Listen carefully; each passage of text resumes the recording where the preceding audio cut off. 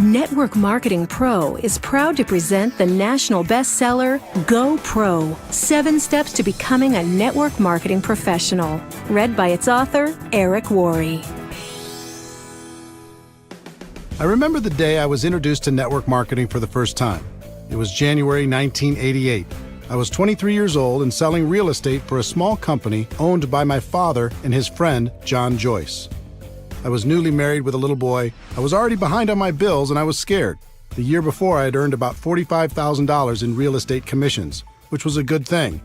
The problem was that I'd spent about $60,000 and didn't save any money to pay my taxes, which would be due in just a few months. When John Joyce came to my desk that day and said, "Eric, I think I have a way for us to make some extra money," I said, "Tell me more." He went on to say a good friend of his had something to show us and had invited us to his house. So I got in the car with John and my dad and drove over to check it out. When we arrived, he brought us into his living room, popped a tape into his VCR and hit play. I sat and watched this crazy video. It was filled with mansions and limousines and testimonials of people making fortunes virtually overnight. It was so over the top, I just couldn't believe it to be true. So I proceeded to tell everyone I thought it was a bad idea and I wasn't interested. My natural mental filters just couldn't let it in. Then something interesting happened. John and my dad said, "Okay, that's too bad, but we're going to do it anyway." This had a major impact on me because the only thing worse than being broke and in debt was the thought of seeing these two go on to make huge money without me. So I changed my attitude, pulled my dad aside, and asked him if he'd loan me some money to sign up. Thank God he said yes, because deciding to become a network marketing distributor completely changed my life. When I got started, I treated my business like most people do, which is to say I didn't treat it like a business at all.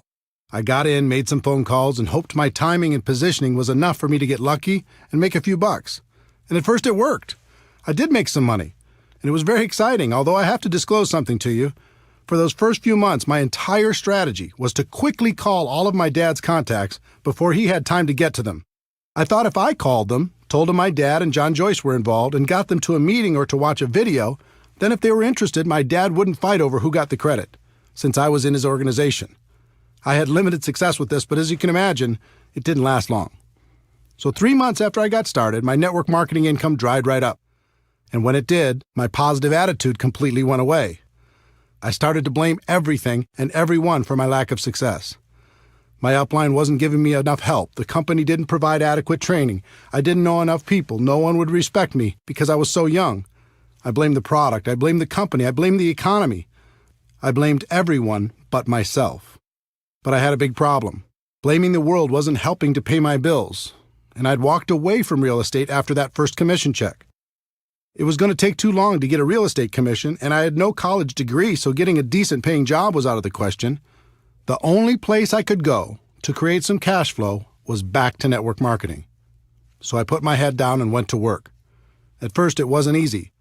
In fact, in my first 3 years, I rebuilt my organization 7 times. I'd build it up and it would crash, and I'd build it up again and it would crash over and over and over again. After those first 3 years, I was more than discouraged. I'd almost lost hope. Then something happened that changed my life. Actually, it was a combination of 2 things. It was the night before a company convention, and I was watching a news program on television. They had a guest who was an expert on a topic I can't recall now. What went through my mind was, how does a person become an expert on that topic? The only thing I could think of is they must have decided to become experienced, learn everything they could, read every book, talk to every other person, and learn it so completely that they became an expert. The next day I went to the company convention and watched superstar after superstar walk across the stage. And then it was like being hit by lightning. It finally clicked in my brain that if I truly decided to do it, I could become an expert at network marketing. I could focus on the skills. I could practice until I became an expert, and no one could stop me. Up until that moment, I was always looking for an angle. I was hoping to get lucky. I was hoping to sponsor that one superstar who was going to change everything. And I was scared I would lose my chance if it didn't happen soon. In an instant, everything changed. I realized I didn't have to worry about getting lucky. Timing and positioning were nice, but not necessary for my long-term success. I didn't have to worry about my upline, knowing the right people, or anything else. All I had to do was become an expert. So I decided that day to change my focus and develop the skills to become a network marketing professional. It was a day that changed my life. Since then, my life has been an amazing adventure. Network marketing became a career for me. I have complete time freedom. I've met the most amazing people around the world. I've been able to touch and be touched by the lives of hundreds of thousands of people, travel all over the world, contribute to the causes that are important to me, and most importantly, become a better person in the process. All of this happened for me, and it can happen for you too. In this audiobook, I'm going to give you the fundamental principles that can guide you to becoming a network marketing professional. They've served me well over the past few decades, and I know they'll serve you just.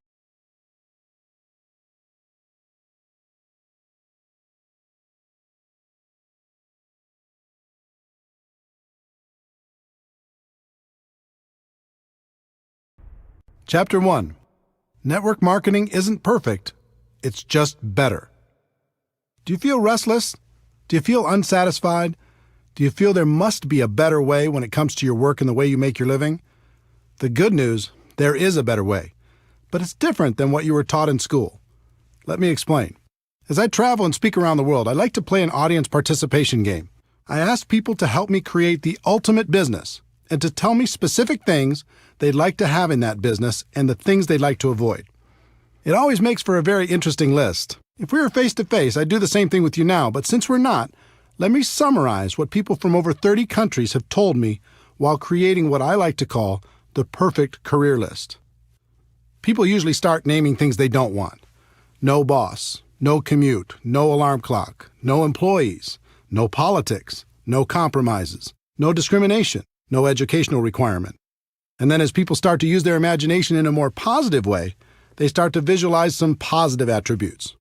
Something positive, great product or service, unlimited income, residual income, enjoy the people you work with, time freedom, something meaningful, personal growth, lots of perks, international, contribution to worthy causes, low risk, low startup cost, economy proof, tax benefits, fun.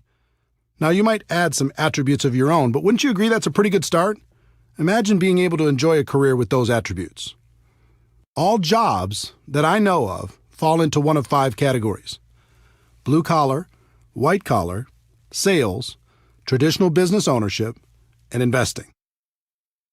Blue collar careers. Here's the Wikipedia definition of blue collar. A blue collar worker is a member of the working class who performs manual labor. My definition is somebody who labors to fix something, make something, clean something, build something, or service something or someone. In my life, I've worked many blue-collar jobs, and for anyone who's ever engaged in this line of work, there's a certain satisfaction in a job well done. But here's the big question. Can blue-collar work deliver on the perfect career list? The obvious answer is no. Sure, it can deliver on some of the attributes. It might have a great product and a low startup cost or any number of other individual items on the list. But if you really look at it, blue collar just can't get you where you want to be. Not the perfect career. White collar careers. Here's the Wikipedia definition of white collar. The term white collar worker refers to a person who performs professional, managerial, or administrative work, in contrast with a blue collar worker whose job requires manual labor. Typically, white collar work is performed in an office or cubicle. My definition is a person who's employed by someone else to do work other than manual labor or sales. Many people choose a white-collar career as it's one of the most socially acceptable of the options available. It has long been viewed as the safe and secure option. Recently, that's changed. The implied contract that if you're loyal to the company will be loyal to you is long gone. I've also been a white-collar worker in my career. In my experience, there are 2 types of people who do this type of work: achievers and hiders. Achievers are the people who want to perform at a high level. They are ambitious, motivated, and energetic. They are full of ideas and want to move up the corporate ladder, which are great attributes to have. But there is a downside for the achiever. The moment a person decides to be an achiever, they become a target. Their boss sees them as threatening to their job, so they start to hold them down or take shots at their reputation. Their peers see them as a person who will either embarrass them or keep them from getting a promotion, so they start to do what they can to undermine their accomplishments. So to remain an achiever and survive in this hostile environment, a person must become good at one thing that has nothing to do with their productivity, and that's politics. They must learn how to navigate the political world by diminishing their enemies and strengthening their relationship with powerful people. In fact, some of the most successful people in the corporate world aren't achievers at all. They're just pure politicians. So if you decide to work in the corporate environment and to be an achiever, you must accept the fact that you must become a good politician also. Now let's talk about the hiders. These are the people who hate politics but still need a job. They learn not to be the ambitious achiever. They don't stand out. They don't speak up in meetings. They don't bring new ideas. They hide. They keep their heads down and do as they're told. They do just enough so they aren't talked about negatively. They survive. And this has worked for decades. But in the new economy, it's becoming much more difficult to hide, and people are running out of time. So back to our perfect career list. Can a white-collar job deliver on the list? Again, the clear answer is no, certainly in not very many areas. Sales. Some people choose to get away from being an employee and get involved in a sales career. This is certainly more adventurous because typically salespeople are paid on their production instead of by the hour. I've known thousands of salespeople. There's a common theme I've noticed over the course of my career. The typical salesperson will have a period of time where everything goes perfectly. Everything they touch turns to gold, and they make some really good money. As soon as that happens, they almost always set their lifestyle to that level of income. They buy a new house, get new cars, put their kids in better schools, purchase a vacation home, the works. Everything's great for a while. And then something changes. The company changes the compensation plan. Their territory gets reduced. A competitor shows up. They lose their best customer. The economy goes into recession. New technology makes their offer less valuable, or government regulations change their industry. These are just a few examples. There are hundreds more reasons why the salesperson's world could, and probably will, get more complicated. When that happens, with the big lifestyle they've developed, now 40 hours a week isn't enough to pay the bills. So they go to 50 hours a week, and then 60, and then 70. And then their life gets very small. Yes, they have the stuff, but they don't have the time to enjoy it. The other challenge for the sales career is, no matter how a person does, they still start at zero the next day. It can be tiring to live under that kind of pressure over a long period of time. Can a sales career pay the bills? Sure. But can it deliver on the perfect career we described earlier? Again, the answer is no. Traditional business ownership. Some people opt for the big dream, building their own business where they're the boss and they call the shots. It's an exciting idea, isn't it? Here's the reality for most people. Step 1. They use their life savings, take on new debt, and many times borrow money from friends and family to get started. Step 2. They take on more debt in the form of leases and personal guarantees in just about every direction. Step 3. Now, instead of focusing on what they're good at, let's say they were great at sales and decided to start their own business, they have to be all things to all people. They act as attorney for legal matters, accountant for financial matters, babysitter for employee matters, negotiator for purchasing matters, and collection agency for accounts receivable matters. They even get to take out the garbage. They're doing everything but selling, which is what they were good at in the first place. Step 4. They struggle. Instead of owning the business owns them. They're the first person to work and the last person to leave, and after everyone else gets paid, they might be able to take home enough money to pay their own bills, let alone reduce the debt they incurred to start the business in the first place. Step 5. They succeed or they fail. They either hit a point down the road where the business is successful, or they fail, many times filing for bankruptcy and falling back into a corporate or sales job. And even if they are successful, that usually means a lifetime of long hours and stress. Sounds romantic, doesn't it? If you haven't started your own business before, ask friends who have if this description isn't accurate. Most people who start their own traditional business aren't worried about getting a return on their investment. They just want a return of their investment. It's pretty clear that traditional business ownership can't provide the perfect career as we've described it. The investor. The last category of ways to earn a living in the world today is to be an investor. And what do you need to become an investor? Money, right? If you don't have a lot of money, it's going to be very difficult to earn a living from the return on your investments, especially if you try to be conservative to reduce the risk of loss. But let's say you do. What's the next thing you need in order to be a successful investor? You need to have incredible knowledge and skill. I know more people than I could count who were skillful real estate investors over the years. But when things radically changed in the real estate market, their skill couldn't help them. They lost big. Would you like to invest in someone's traditional small business? Good luck. In most cases, you won't be an investor. You're more likely to be a philanthropist. How about the stock market? People do great there, don't they? A few do, at least from time to time. But I know more people who've lost than have won, especially in the past decade.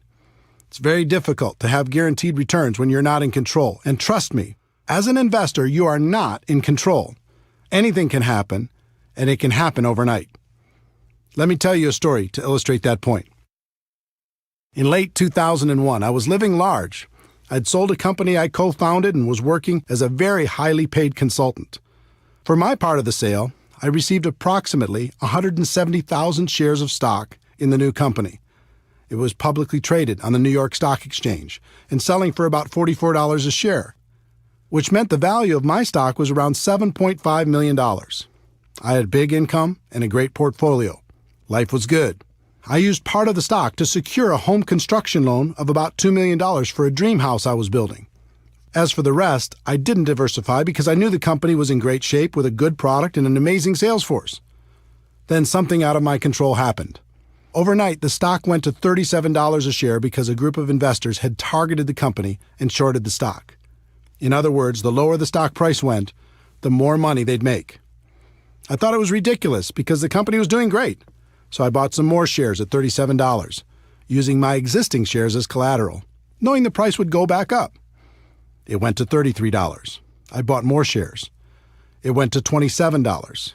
I started getting margin calls, which meant if I didn't send them money, they were going to start selling my shares to cover the losses. I didn't have it to send. The stock continued to go down. It went all the way to $10 a share, and my $7.5 million was gone. Poof. All in less than 90 days. Now, the stock eventually came back and the company was taken private for $65 a share, but I wasn't there to capitalize on it. I was wiped out. Could I have been smarter? Sure. Did I make mistakes? Absolutely. But here's the lesson. If you're going to be an investor, you have to accept that things will be taken out of your control from time to time. And when that happens, it can be very expensive. So back to our perfect career list. Can being an investor deliver on that list? I don't think so. We've talked about blue-collar work, white-collar work, sales, traditional business ownership, and investing. And none of them can deliver on our perfect career list. So is the perfect career even possible? The answer is yes, but to get there, you need to understand that everything is changing. The old models of compensation are dead or dying, and we are going through the biggest economic shift in any of our lifetimes. The new economy, the world as you know it, has changed. For the people who don't recognize that fact, it will be the worst of times. For the people who do, it will be the best of times. Over the last 100 years, an interesting phenomenon occurred. The rise of the corporation became the standard in society. The safe and respected place for people to exist in the world was as an employee. Step 1, go to school and learn how to be an employee. Step 2, find a company that will employ you.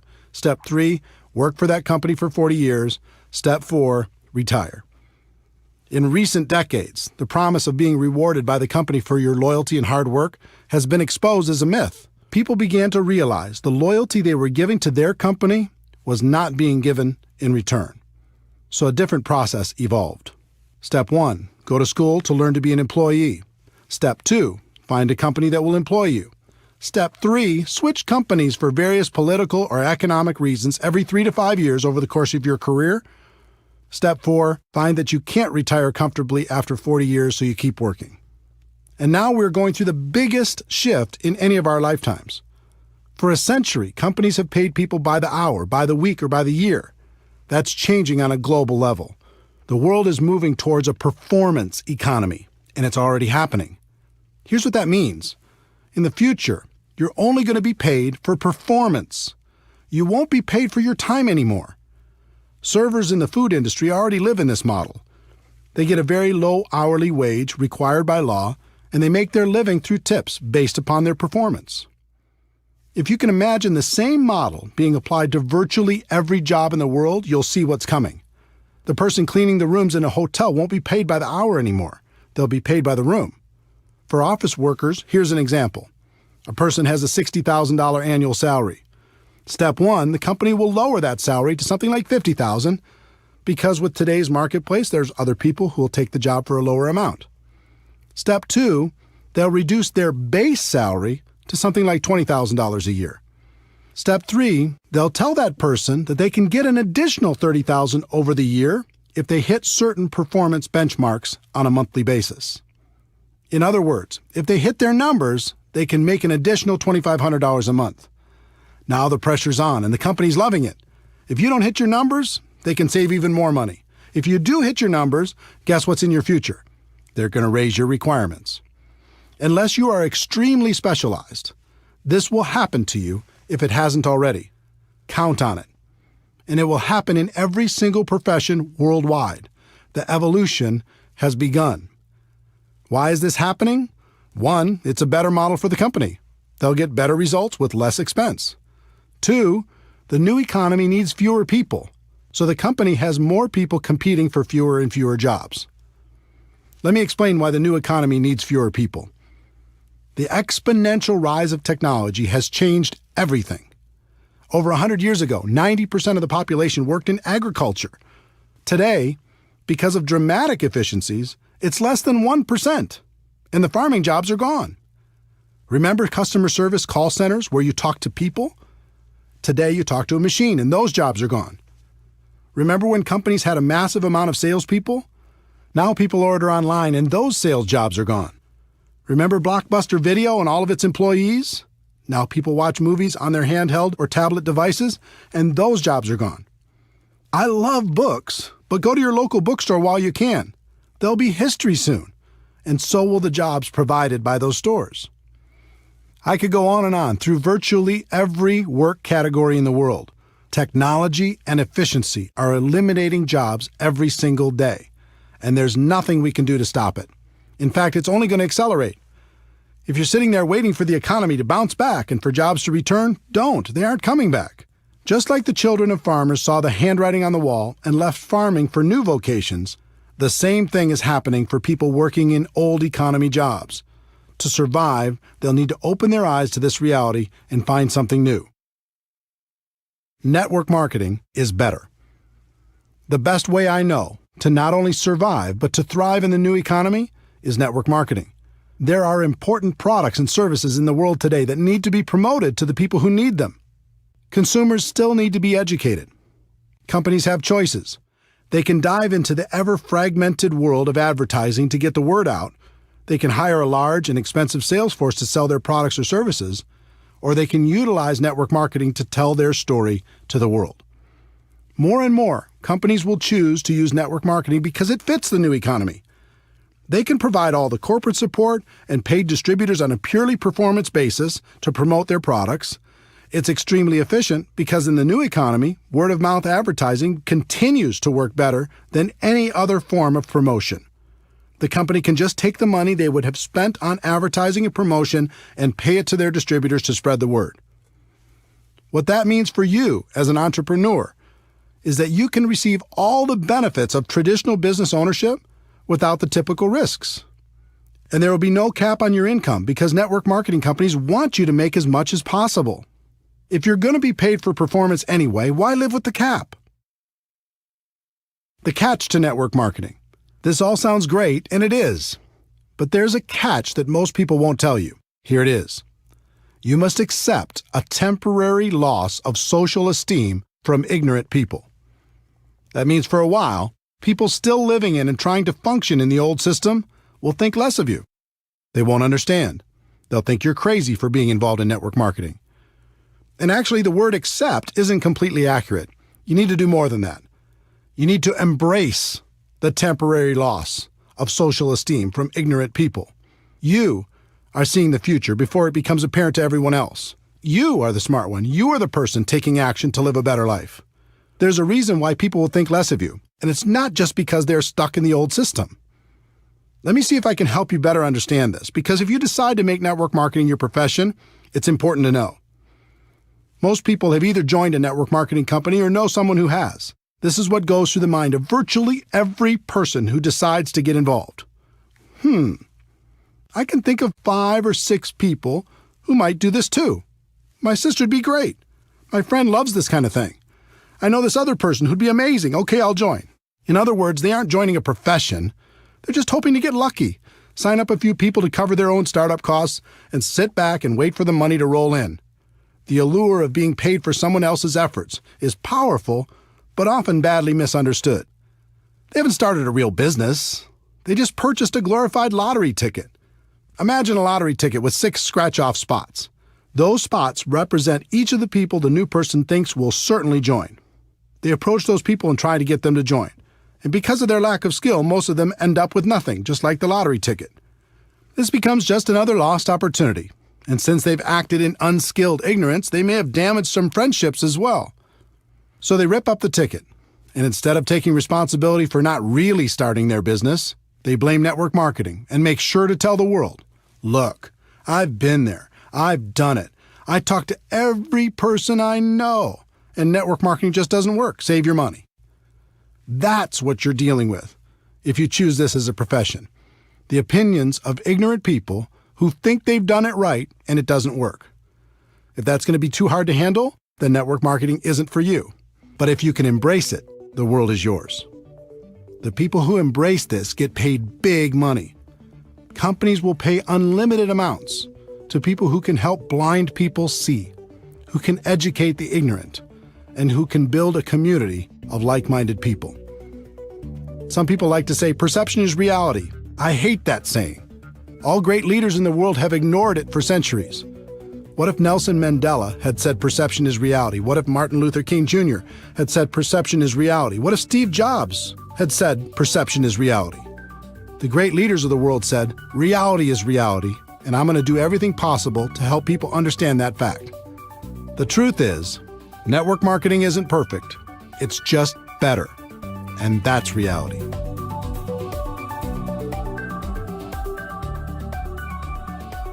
Chapter 2. If you're going to be involved in network marketing, decide to be a professional. Decide to go pro. There are 3 categories of people in network marketing. I've seen all of them, and I've been all of them. They are the posers, the amateurs, and the professionals. Posers. Posers treat this profession as a lottery ticket. They're hoping to hit it big with as little effort as possible. When I first started out, I was a poser, hoping to ride on my dad and his partner's coattails. Luckily for me, I got some results, and that kept me going, at least in the short term. But I think you can agree with me that remaining in the poser category is a bad idea. Within about 90 days, I moved out of that category and became an amateur.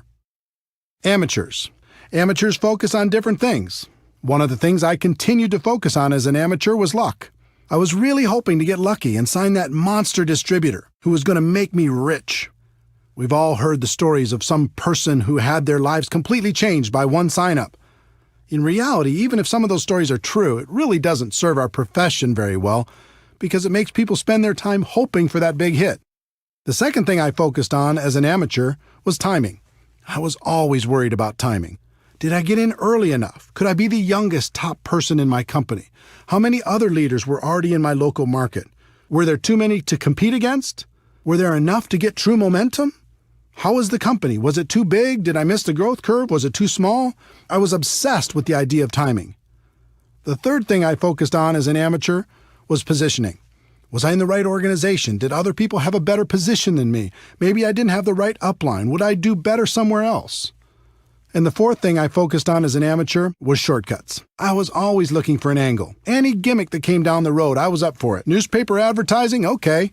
Help wanted signs by the side of the road? Let's do it. Passing out flyers at the mall? I'm in. Going door to door? Let's try it. The internet didn't exist when I was an amateur.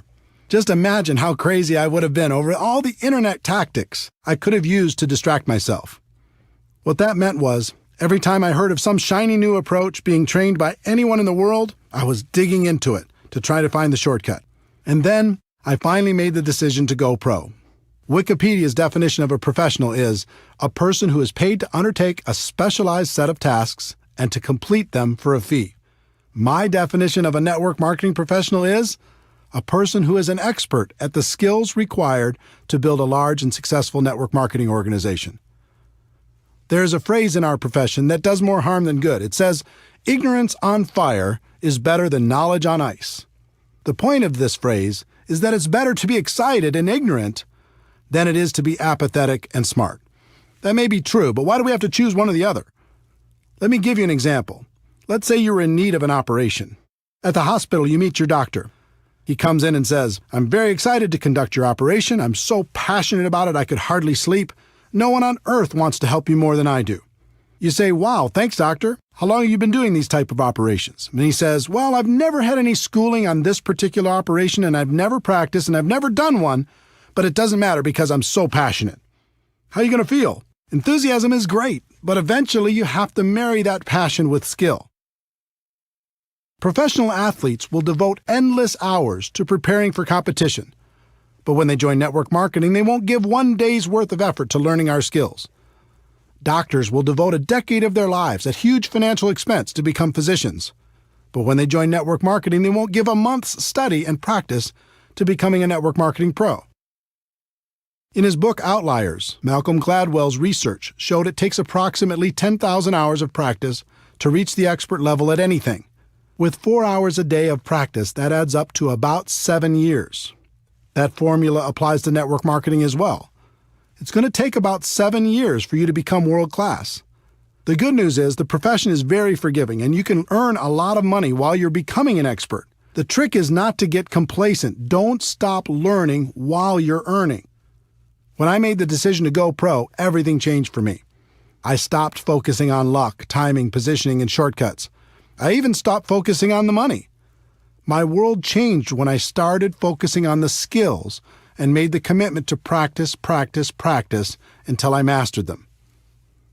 Another thing happened when I decided to go pro. All of a sudden, my group started to grow. It was like people could sense my change of focus and my commitment to excellence, and they wanted to be part of it. Think about a time in your life when you were around a person committed to excellence. It might have been a teacher, a coach, a boss, or a friend. How did it make you feel? It was inspiring, right? You'll find you'll be an inspiration to others when you make this important shift. Bottom line, if you're going to be involved in this great profession, decide to do it right and treat it like a profession. If you go pro, this business is great. If you stay a poser or an amateur, you're going to be miserable. And by now, you've noticed I use the word profession a lot. I do that on purpose. Network marketing is more than just a project. It's not an industry, it's a profession. If you do it right, it's truly a career choice. It can take you out of working in a job that doesn't make you happy to a place of total freedom. That's why I call my website networkmarketingpro.com. Here's what I tell people every day. Ladies and gentlemen, my wish for you is that you decide to become a network marketing professional, that you decide to go pro. Because it is a stone-cold fact that we have a better way. Now let's go tell the world. When the site launched on March 11, 2009, very few people called themselves network marketing professionals. That's no longer the case. Millions of people have changed the way they think about our business, and I'm proud of that fact. I look forward to the day when it's common for people to hear, "I'm a doctor, but I'm also a network marketing professional. I work in construction, but I'm also a network marketing professional. I'm an athlete, but I'm also a network marketing professional." The more people hear those words, the more the world will be ready for a better way.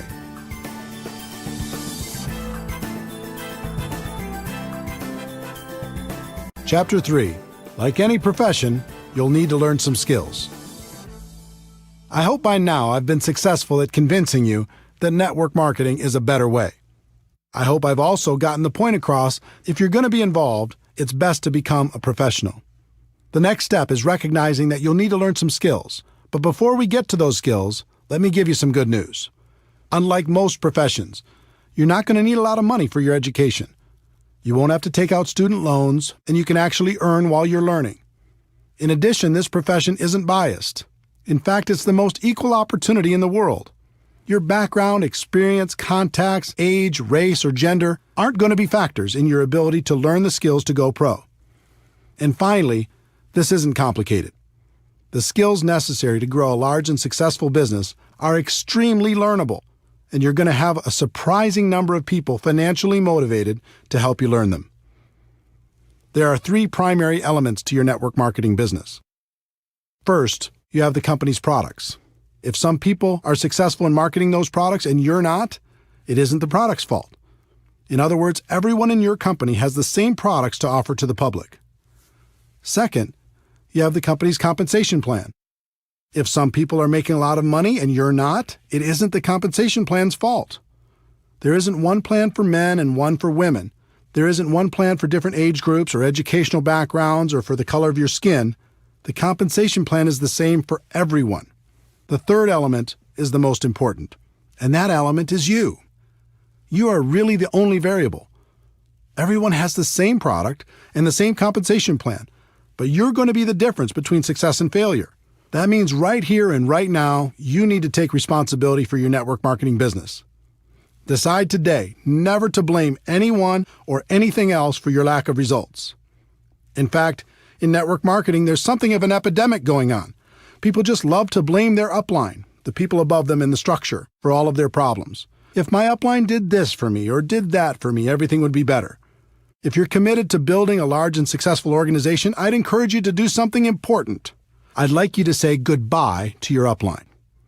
Call them up and say something like, I want to thank you for this opportunity. I appreciate it. Getting into business for myself was important, and I appreciate you introducing me to a company that you believe in and that I now believe in as well. But from now on, when it comes to building my business, I'm going to use you as a resource, but never as an excuse. I may call on you from time to time. If you're available, that's great. If you're not, that's okay too. I'm going to build my business, and I understand one thing. It begins and ends with me. Everything changes when you take full responsibility for your network marketing career. Would it surprise you to know that there are only 7 fundamental skills necessary to build a huge business in network marketing? 7, not 70. Each one's fairly basic, but it always amazes me how little effort people put into learning them. If a college course were offered on network marketing, it would be one of the easiest classes to take. It's not rocket science, but you'll be happy to know it's one of the highest paid skill sets in the world. Let's explore each of them together.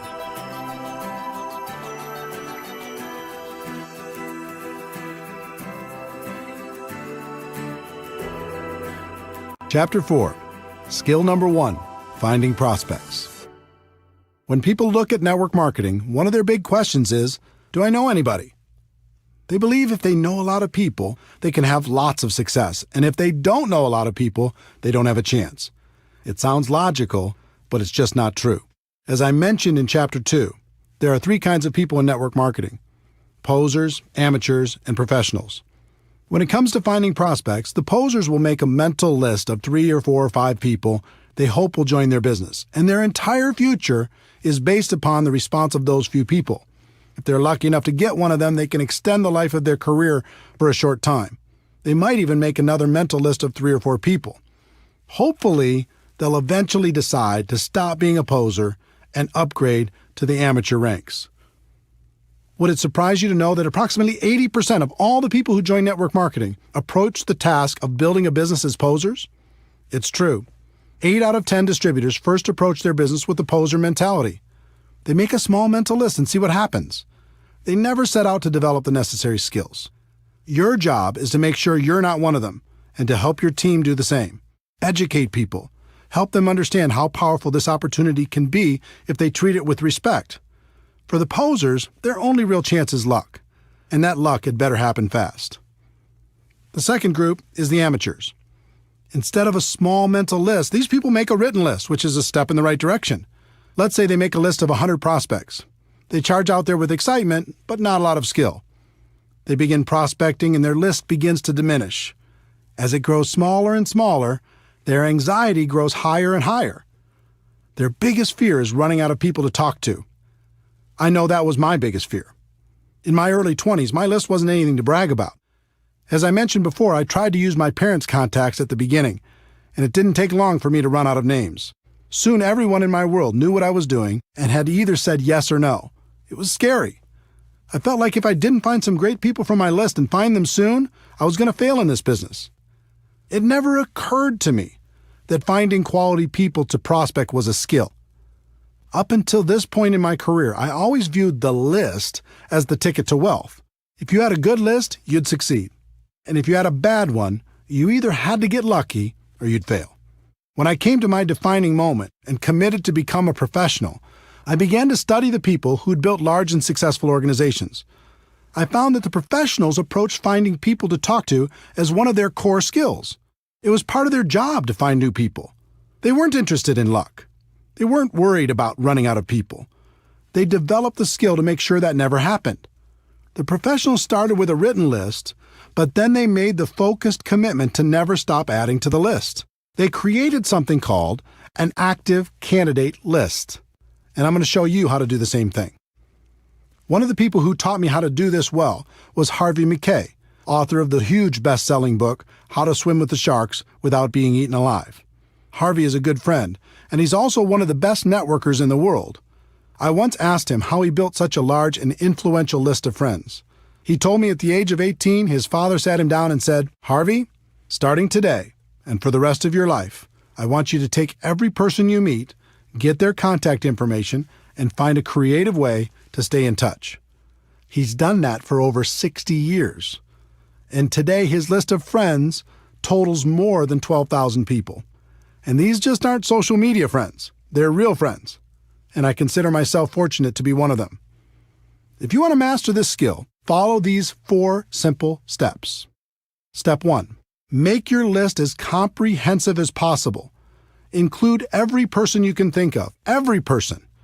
It doesn't matter if you think they are a prospect or not. Your database will be one of your most important assets. Everyone goes on the list. If they're negative, put them on your list. If you hate them, put them on your list. If they're your best friend, put them on your list. If they said, "I'll never be involved in network marketing," put them on your list. If they're 98 years old, put them on your list. If they're 18 years old, put them on your list. It's important to do this because as you empty your mind out on paper, it will make more room for new context to find room in there. When you write down your nephew, you begin to think about the circle of people around your nephew. All of these connections will become apparent to you as you make your list more and more comprehensive. Think about everything. Every organization you've ever been involved in, every group you've ever been a part of, everything you've ever done. If you do this right, it'll end up being hundreds and hundreds and maybe even thousands of people. You're not required to prospect everyone on your list. That's up to you. But it's extremely important to do the work necessary to truly capture your network on paper. Step 2. Have you heard of the concept that we're all only 6 contacts away from any person in the world? 6 degrees of separation? I'm not sure if that's a myth or if it's true, but I believe in the concept. So step 2 is looking at your list and thinking about the people they know. The 2nd degree of separation. Chances are you'll know most of them also. Think about members of your family. Who do they know? Add them to your list. Think about your friends. Who do they know? Add them to your list. Think about all the relationships in your life. Who do they know? Add them to your list. Don't worry about what you're going to do with this list yet. We'll talk about that a bit later. Just keep building it. Step 3. Constantly expand your list. This is why the professionals call this an active candidate list. It never stops growing. The pros have a goal to add at least 2 people to their list every single day. They may not prospect them, but as Harvey McKay's father said, they go on the list, and you should find a creative way to stay in touch. Harvey's book, Dig Your Well Before You're Thirsty, deals with this concept. If you think about this as a core skill, you realize it isn't very hard. You come into contact with people every day. Just add them to your list. You meet people through online social media. Add them to your list. You do business with new people. Add them to your list. My friend Jordan Adler is the author of Beach Money. He's also a 7-figure-a-year earner in network marketing. He's a master at step 3. He just lives his life and is always making new friends. And if you look at his business, almost all of the people he's recruited into his huge organization are people he didn't know before he started his network marketing business. He's a pro. Professionals develop a higher level of awareness. They pay attention to the world. They know they'll be introduced to new people all the time. Posers and amateurs don't even notice. They just go through their day saying, "What people? I don't see any people." How hard would it be to raise your awareness and add 2 new people a day to your list? Think about it. If you did that 6 days a week, that is over 600 new people a year. Do that for 5 years, and it's over 3,000 people. Can you see why professionals don't worry about running out of people to talk to? Please understand, I'm not saying you should assault these people with your pitch the moment you're introduced. Some people in network marketing make that mistake, and it's not good. Just add them to your list, make friends, develop a connection, and when the time is right, you can help them understand what you have to offer. Step 4, network on purpose. Professionals network on purpose. It's hard to meet new people if you're hiding from the world. Get out there, have some fun, join a new gym, have fun with a new hobby, volunteer for a cause that's important to you. Find places and organizations where you can meet new people.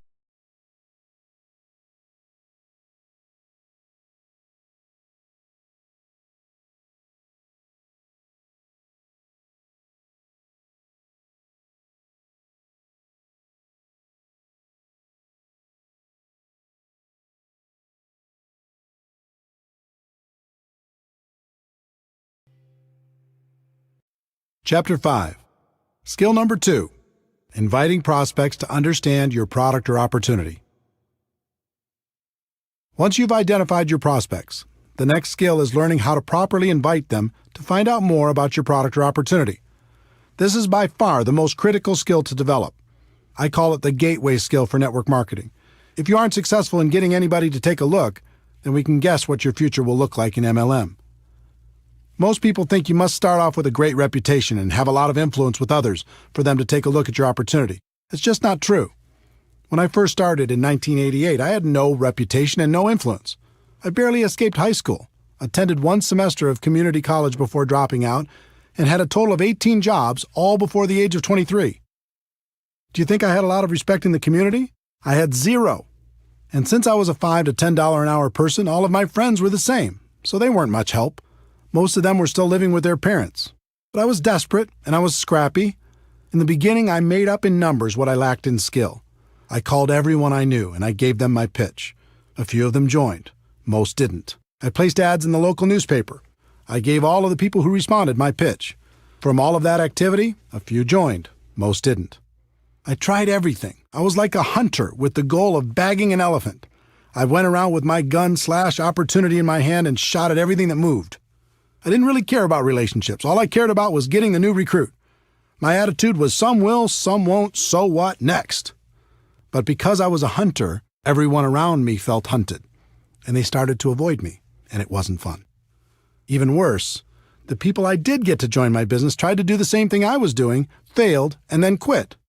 After 3 or 4 years of frustration, I came to my defining moment and started studying successful people in MLM to see what they did. What I found surprised me. They weren't hunters. They were more like farmers. They built relationships. They built friendships. They learned how to build trust with the people they met, and were able to skillfully transfer the belief they had about their products and opportunity. Their goal wasn't to immediately recruit their prospects. Their initial objective was to educate their prospects on what they had to offer, and then let those prospects decide if it was something they wanted to do. This was a huge switch in strategy for me, and I began to look at things differently. I put myself in the prospect's shoes and thought about what would be attractive to me and alternatively, what would cause me to put up my defenses. I realized why the pros had such great results. Instead of acting like sharks, they were more like coaches or consultants. They built relationships and then offered common sense solutions to people's problems. Who wouldn't like that? The other thing I noticed with the professionals is they didn't pitch their product or opportunity. Instead, when the timing was appropriate, they just invited people to do one of two things, based upon the individual prospect situation. The first thing they did was invite people to attend some sort of event, such as a one-on-one or two-on-one meeting with another member of their team, or a 3-way phone call conversation, a small group presentation in their home, an online webinar, a local hotel meeting, or some larger company event or convention. Professionals understand that personal interaction is a critical component when it comes to building trust and transferring belief, so they try to connect people as much as possible. The second thing they did was invite people to review some sort of tool. I'm a big believer in using tools to help educate a prospect. Tools take many forms. There are CDs, DVDs, magazines, brochures, websites, and online presentations. With some companies, you can even let people sample the product and treat that as a tool. There's no question that technology continues to evolve, offering more and more convenient ways to help educate prospects. but I have to interject a personal opinion based upon experience. While technology allows us to get people quality information quickly, there's nothing like a physical tool. In a world of bits and bytes and in a network marketing world where it's important to build trust, a physical tool makes it real. Of the two methods used to help educate the prospect, events are the most effective. There are lots of reasons. There's a physical interaction from meeting with people, and that helps build trust.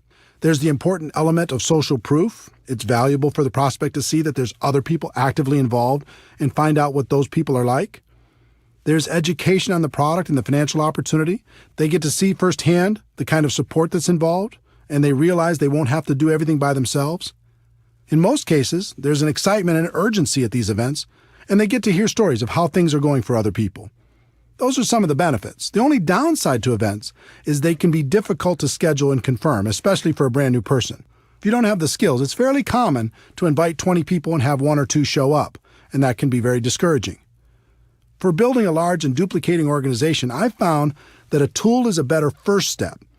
Remember, our goal is education and understanding. We want people to know what we have and understand how it can benefit their lives. A tool is a great way for people to become educated and hopefully excited in the middle of their busy lives. They might not have time to drive across town to meet with you, but they can listen to a CD in their car or watch a short DVD, read a magazine, or watch an online presentation. If you were to look back at my career, you'd see that tools changed everything for me. In 1990, my company came out with a video that was dynamic and exciting. Even though it was wildly expensive at $15 each, back then it was worth it. Because when you learned how to invite people to watch that video, the results were dramatic. Everyone in the company became focused on a daily method of operation that centered around inviting people to watch our video. We allowed no distractions. Our entire culture revolved around this strategy, and our growth went through the roof. Events were still very important, but they were a second step after a person watched our video. By adopting this new approach, my organization finally broke out, and I was able to enjoy the experience of having a group that grew with or without me. It was more fun than I can describe. My group grew from a few dozen to a few hundred and then a few thousand. All I did was learn how to successfully invite people to watch a video, follow it up with an invitation to an event, and teach everyone else to do the same thing. The second career breakthrough took the form of an audio cassette. Yes, I said cassette. This was 1992, and that's all we had. The company was launching something new and exciting, and this time I personally recorded an audio that explained the opportunity in detail. We sold it for 50 cents a piece, which covered our costs, and in less than 1 year, that little audio cassette sold over 1 million copies.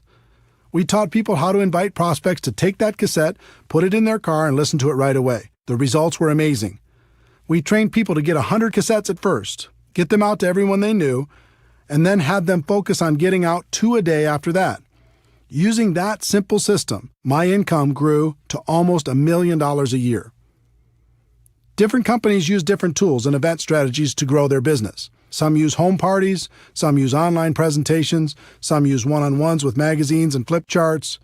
Find what's working best in your particular company, develop your daily method of operation, and then train your people how to effectively do the same and invite their prospects to plug in.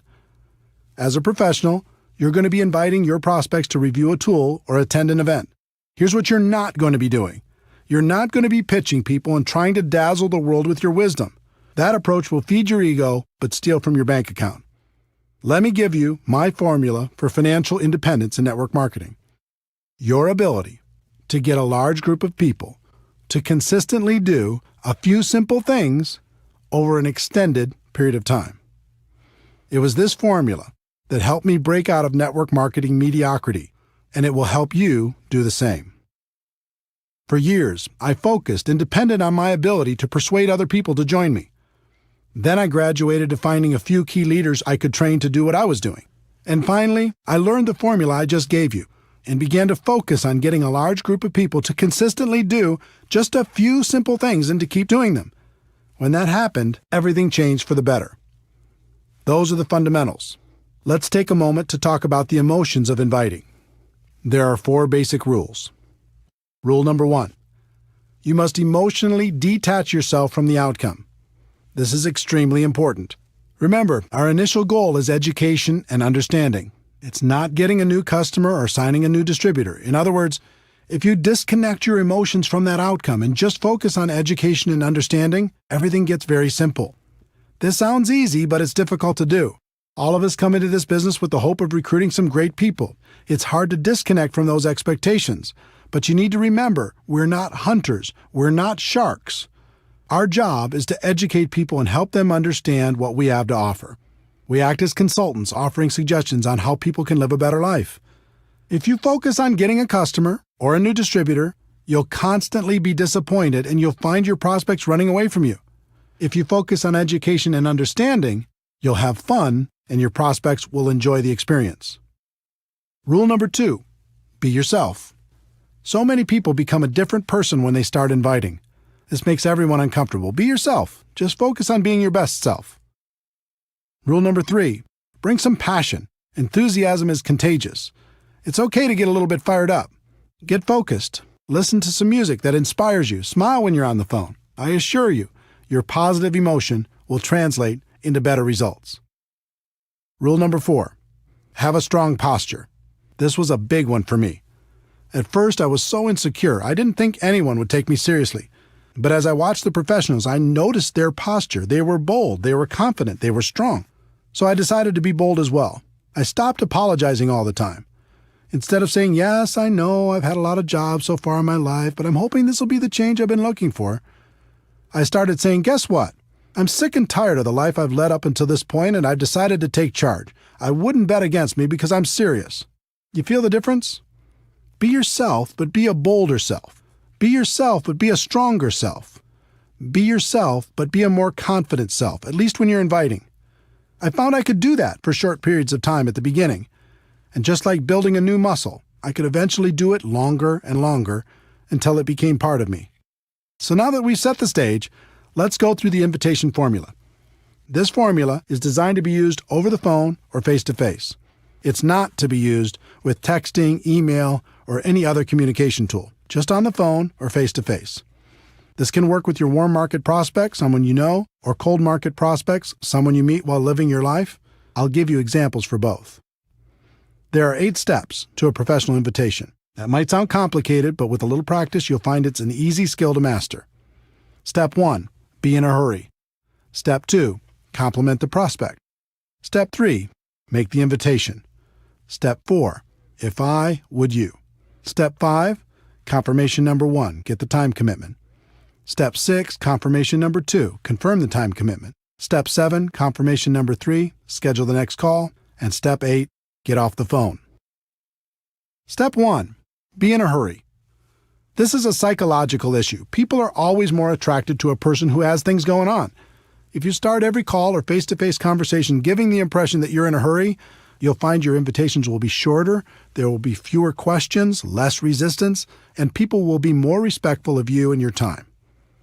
Examples for warm market prospects. I don't have a lot of time to talk, but it was really important I reach you. I have a million things going on, but I'm glad I caught you.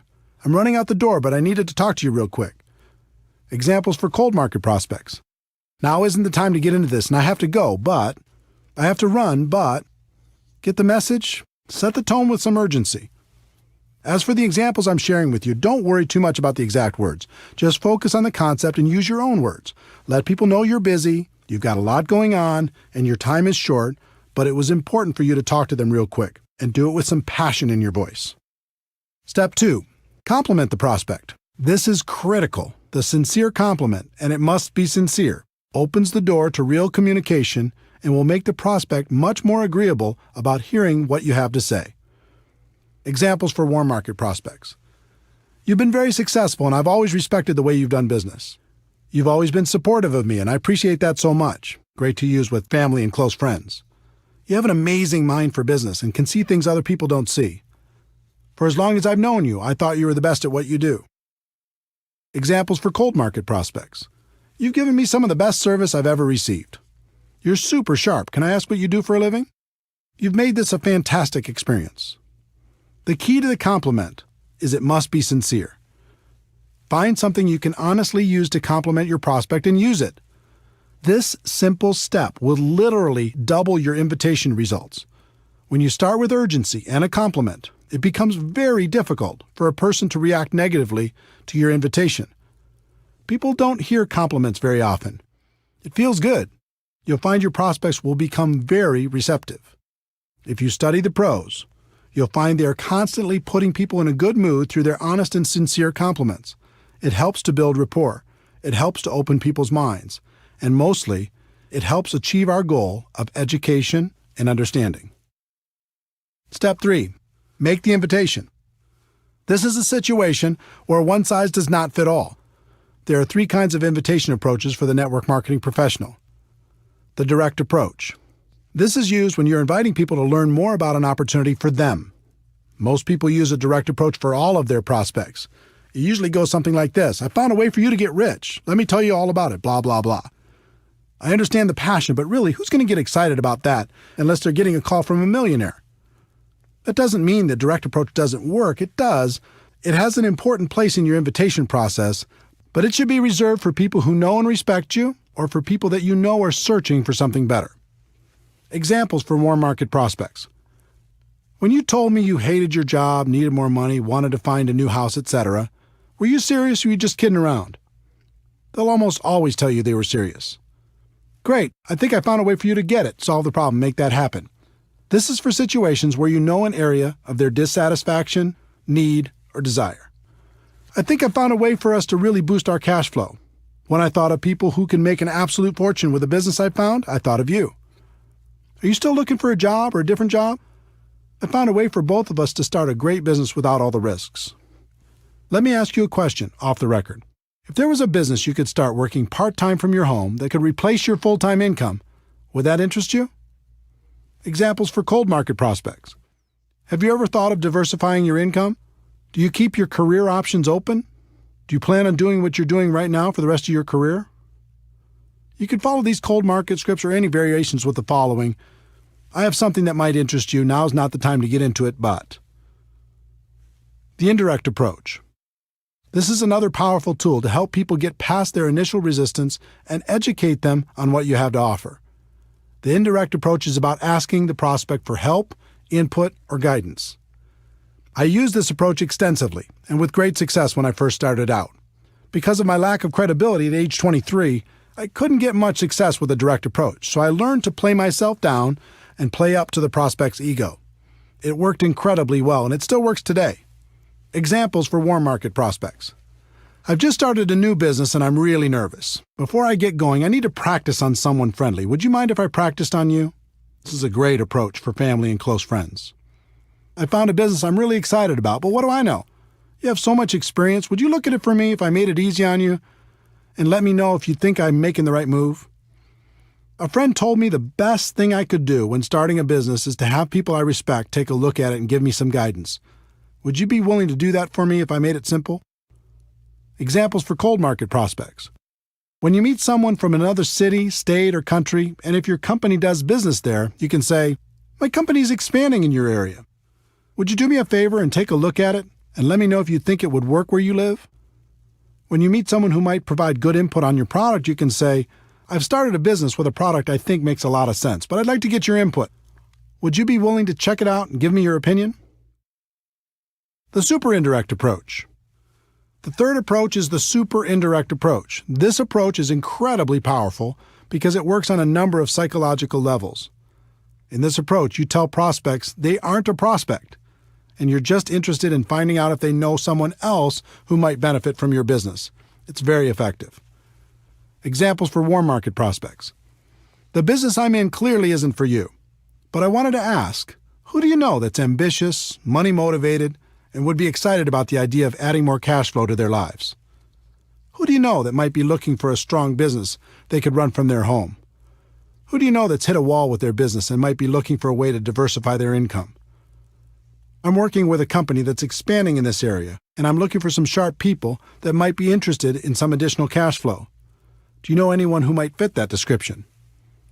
In most cases, they're going to ask you for more information before they give you any names. Behind that request will be curiosity and intrigue, thinking this might be for them, but they're not going to admit that to you yet. When they ask for more information, you can respond with, "That makes sense." You'll want to know more about it before you refer some of your contacts. Then you could just move to step 4. Examples for cold market prospects. Cold market is exactly the same as warm market for the super indirect approach. Just use the warm market scripts or any variation that's comfortable for you. Step 4. If I would you. This question has been my secret weapon for a very long time. It is by far the most powerful phrase I've come across in building a large and successful network marketing business. If I gave you a DVD, would you watch it? If I gave you a CD, would you listen to it? If I gave you a magazine or some other printed material, would you read it? If I gave you a link to a website with a complete presentation, would you check it out? If I invited you to a special invitation-only webinar, would you attend? If I invited you to a special invitation-only conference call, would you listen in? This question is so powerful, and for a number of reasons. First, it's reciprocal. You're saying you'll do something if they'll do something. As human beings, we're hardwired to respond positively to these types of situations. Second, it puts you in a place of power. You're in control. You're not begging. You're not asking for favors. You're simply offering a value exchange. And third, it implies that you have something of value to offer. You're saying that you will do something, but not unless the other person will do something in exchange. When you value what you have, people will respect you. When I first started, I didn't know about this magical question. I just said things like, I really, really, really want you to watch my video, try my product, listen to the CD, etc. You can imagine the results. The whole psychology of it is weak. If you use if I would you, you're having a business conversation. If you use I really, really, really want you, now you sound desperate, and a desperate distributor is not attractive. If you've used this approach, you already know what I'm talking about. If I would you gets results. It gets people to say yes. It helps prospects see what we have in a different light. Remember, our goal is education and understanding. If I would you helps us achieve that goal.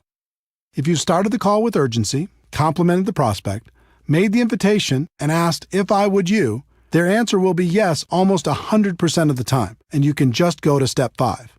If they ask for more information first, just respond with, I understand you want more information, but everything you're looking for is on the CD, DVD, printed piece, link, etc. The fastest way for you to really understand what I'm talking about will be for you to review that material. So if I gave it to you, would you review it? If they say no, then thank them for their time and move on. Also, review steps 1 through 3 to see where you might have done better, but do not give your material to them. So you've gone through the first 4 steps and the person said yes. Success! They've agreed to review your tool. Does that mean they'll follow through? Nope. In fact, only about 5% of your prospects will do what they said they would do if you just use the first 4 steps, and 5% is not a good number. To get closer to 80%, you need to complete the invitation process professionally. Step 5. Confirmation number 1. Get the time commitment. You've asked if I would you, and they've said yes. The next step is to get a time commitment. When do you think you could watch the DVD for sure? When do you think you could listen to the CD for sure? When do you think you could read the magazine for sure? When do you think you could watch the link for sure? Don't suggest a time for them. That's another mistake I made early on in my career. Just ask the question and wait for them to respond. This question makes them think about their schedule and their commitments, find a place to review your tool, and communicate that back to you. In other words, it makes it real. When you first asked if I would you and they said yes, it was someday. When you get the time commitment, it starts to be real. The only thing that matters is that they give you a time. It doesn't matter what that time is. Let them think about their schedule and tell you when they will have reviewed the materials for sure. About 90% of the time, they'll give you an answer. The other 10% of the time, they'll be vague, saying something like, I'll try to do it sometime. If they do that, then tell them, I don't want to waste your time or mine. Why don't we just lock in a time when you'll have seen it for sure? Remember, they've already said they'll review it in step 4. This is just confirming the time. The key to all of this is that they've now said yes twice. The first time when they answered if I would you, and the second time when you received a time commitment from them. So now you can give them the tool, right? Wrong. You're not done yet. The professionals take a few more seconds to complete a couple more steps before they're finished. Step 6, confirmation number 2, confirm the time commitment. If they tell you they'll watch the DVD by Tuesday night, your response should be something like, so, if I call you Wednesday morning, you'll have seen it for sure, right? If they say they'll listen to the CD by Thursday morning, your response should be, so if I called you sometime later in the day on Thursday, you'll have listened to it for sure, right? If they say they'll watch the link by July 1st, Your response should be, "So if I call you on July 2nd, you'll have looked at it for sure, right?" They will either naturally say yes or they will adjust the time slightly. In any case, the significance of step 6 is now they've confirmed 3 times and they are much more likely to follow through. And the key is, this isn't an appointment you've set. It's an appointment they've set. They said they'd review the materials. They would do it by a specific time. And if you called them after that, they would have reviewed the materials. You've asked the questions. Their answers made the appointment. Step 7, confirmation number 3, schedule the next call. This step is simple. Just ask, what's the best number and time for me to call? They'll give you what works best for them, and now you have a real appointment. All you have to do is be sure to remember to call when you said you'd call. They've said yes 4 times. The whole invitation took a few minutes, and your chances of achieving your goal of education and understanding has gone from about 5% to about 80%. Step 8, get off the phone. Remember, you're in a hurry, right? Once you've confirmed the appointment, the best thing to say to someone is something like, "Great, we'll talk then, gotta run."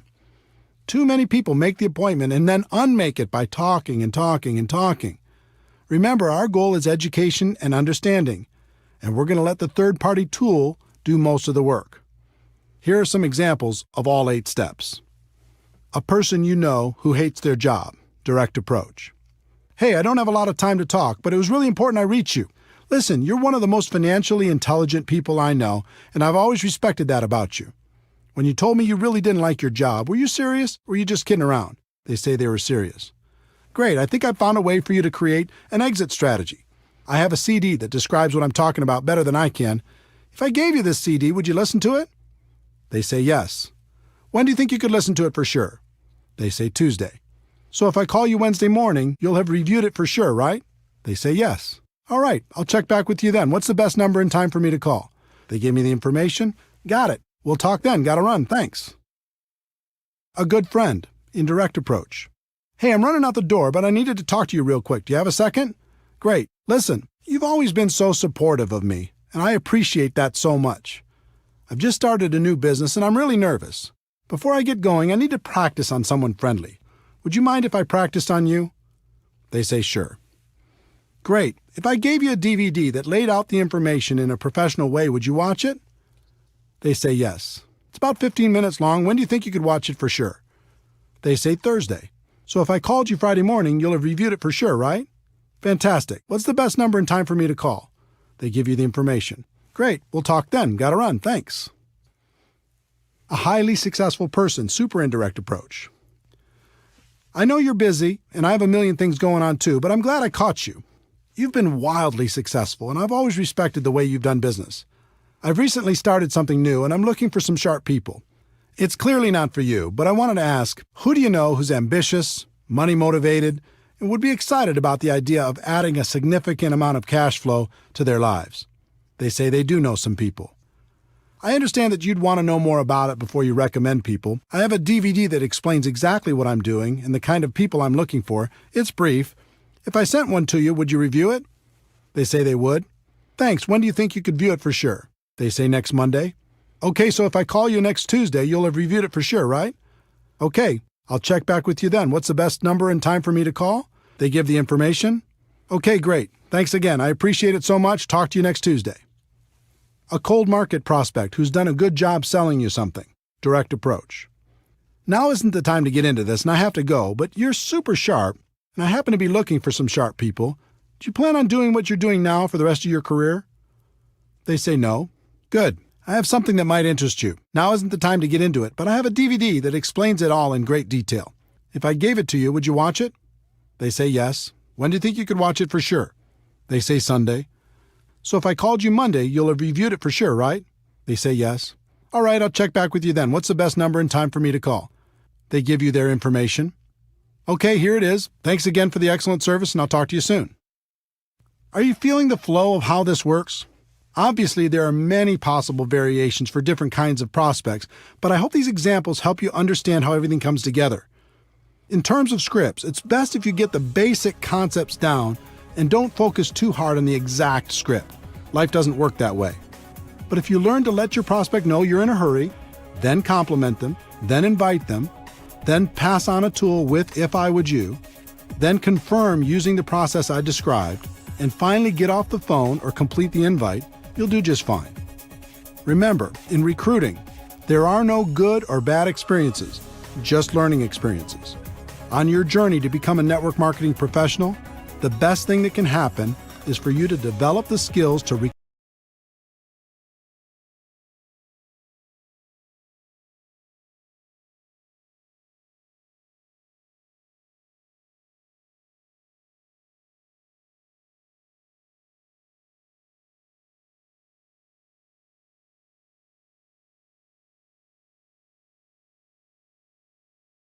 Skill number 3, presenting your product or opportunity to your prospects.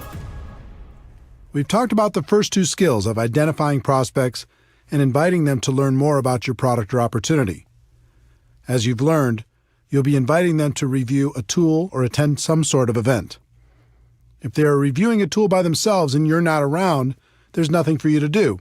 Just follow up when you said you would. If you're physically with them, there are some things you need to understand, and one of the biggest is you are not the issue. This was a tough one for me to accept. When I first got started, I read everything I could, listened to everything I could, and attended all the training sessions I could. I thought the most important thing I could do was become an expert on all the facts associated with my company. So if anyone asked me any questions, I'd be right there with the answers. Sounds logical, right? I would sit down with someone and say, "Let me tell you all about our products. Let me tell you all about our company. Let me tell you all about our compensation plan. Let me tell you all about our incredible support system." There are big problems with that approach if you want to build a large and successful organization. For me, the first problem was, no matter how much I learned, there would still be questions that stumped me. And since I was presenting myself as the expert, if I got stumped, that might make the prospect question the whole opportunity. The second problem was, most of my prospects knew I wasn't an expert. So when I came to them and presented myself as an authority figure, they knew it wasn't true. It actually made them more skeptical. The third problem was, even if I was successful at becoming an expert, the other distributors in my organization didn't necessarily have that same desire or willingness to learn. As a result, I was the go-to guy for every single presentation. There's no way to create an organization that will duplicate with this approach. And without duplication, network marketing is just a job. In the early days, that's what network marketing was for me. A job. I had no duplication because I made myself the issue. But I was determined, and I started to observe and take careful note of how the most successful distributors did their presentations. The pros never made themselves the issue. More than that, they never presented themselves as an expert. They acted as a consultant who connected the prospect to tools, events, or other distributors to help them become educated. If the prospect asked a question, they would guide them to the answer, but they wouldn't give the answer directly. This baffled me until I started to comprehend duplication. The pros knew they could sign the person up by dazzling them with their knowledge and experience, but they also knew it would take a long time for their new distributor to do the same thing. So they came up with a simpler approach. It was around this time I heard a concept that has stuck with me ever since. In network marketing, it doesn't matter what works. It only matters what duplicates. This should be a guiding principle for every network marketing professional. The pros use tools instead of their own wisdom. The pros use live events instead of their own presentations. The pros use other distributors to give the facts instead of giving them themselves. The pros don't present themselves as experts.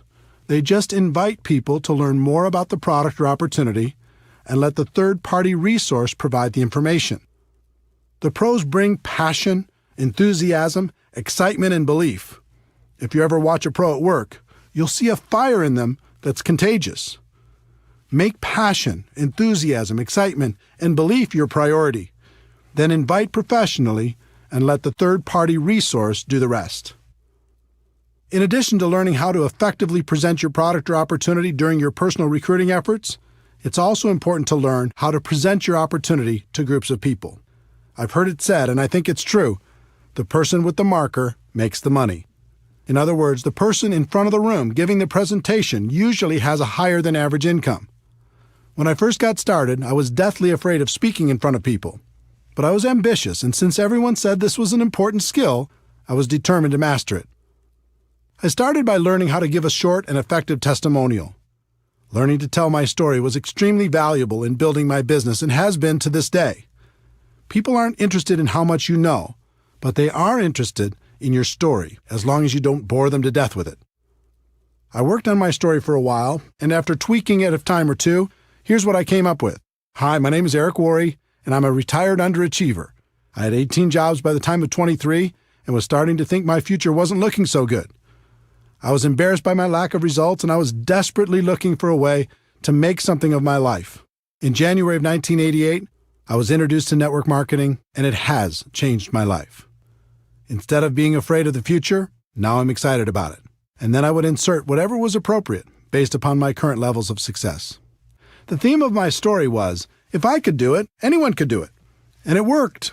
I use it all the time in hotel meetings, in home meetings, on three-way phone calls, on conference calls, you name it.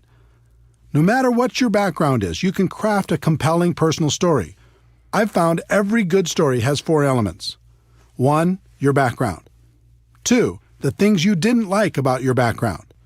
3, how network marketing or your company came to the rescue. And 4, your results or how you feel about your future. Take some time to create your story and start telling it every chance you get. Next, I decided to master my company's opportunity presentation. Again, the concept of modeling successful people came into play. The top earner in my company was extremely powerful and effective.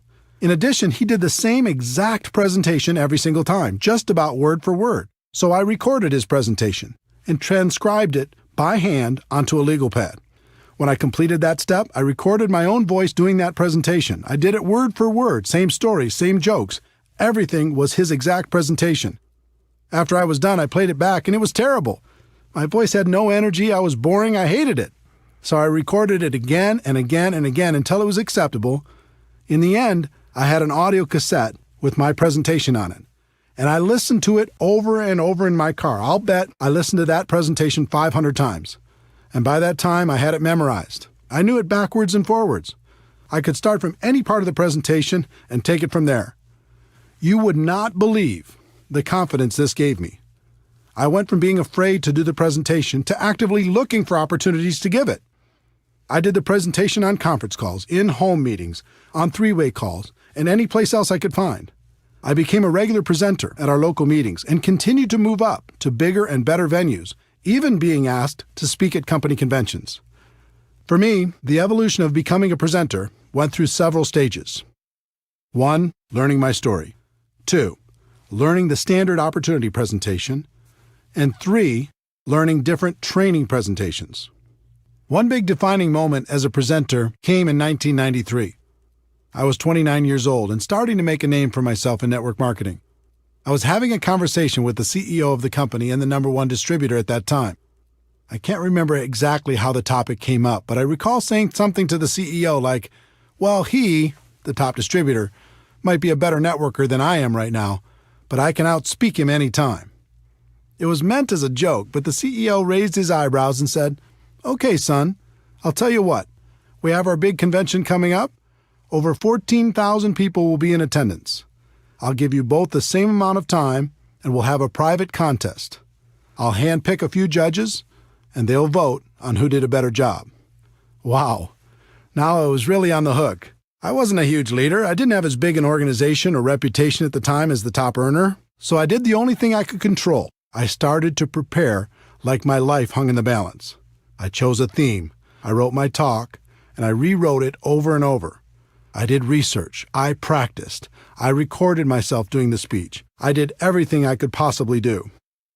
When the day came, I'd never felt so nervous in my entire life. Talking to 14,000 people is like talking to an ocean. But my preparation served me well. I steadied my 29-year-old insecure self and delivered. The response was overwhelming. The crowd went wild, literally. I felt numb when I walked off the stage as they were still cheering and sat there while the top earner gave his speech. He did a fine job, but I have to admit to you, it felt so good. to have the CEO come up and congratulate me for winning our private little contest. It was definitely a defining moment. That speech was lost for a very long time, but a copy was recently discovered. If you'd like to hear it, we'll include it at the end of this chapter. My voice sounds quite a bit younger, but it's still me. To summarize this skill set, remember a few important things. 1. When you're prospecting, you're the messenger, not the message. Get yourself out of the way and use a third-party tool. 2. Learn to tell stories in a way that will make your prospects curious to hear more. And 3. When it comes to presenting in front of a group of people, preparation is key. When you're prepared, it's fun.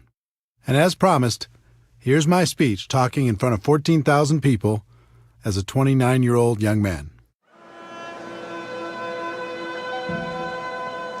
Over 200 years ago, there was a revolution, an American Revolution, an event that literally changed the course of history. It was led by a group of unsatisfied people. People who were tired of being told what they could do and when they could do it. People were fed up with their lack of choices and their lack of personal freedoms. People fed up with their lives being controlled by others. Fed up with being oppressed, fed up with being manipulated. They finally said, enough, I've had it, and I'm not going to live like this anymore.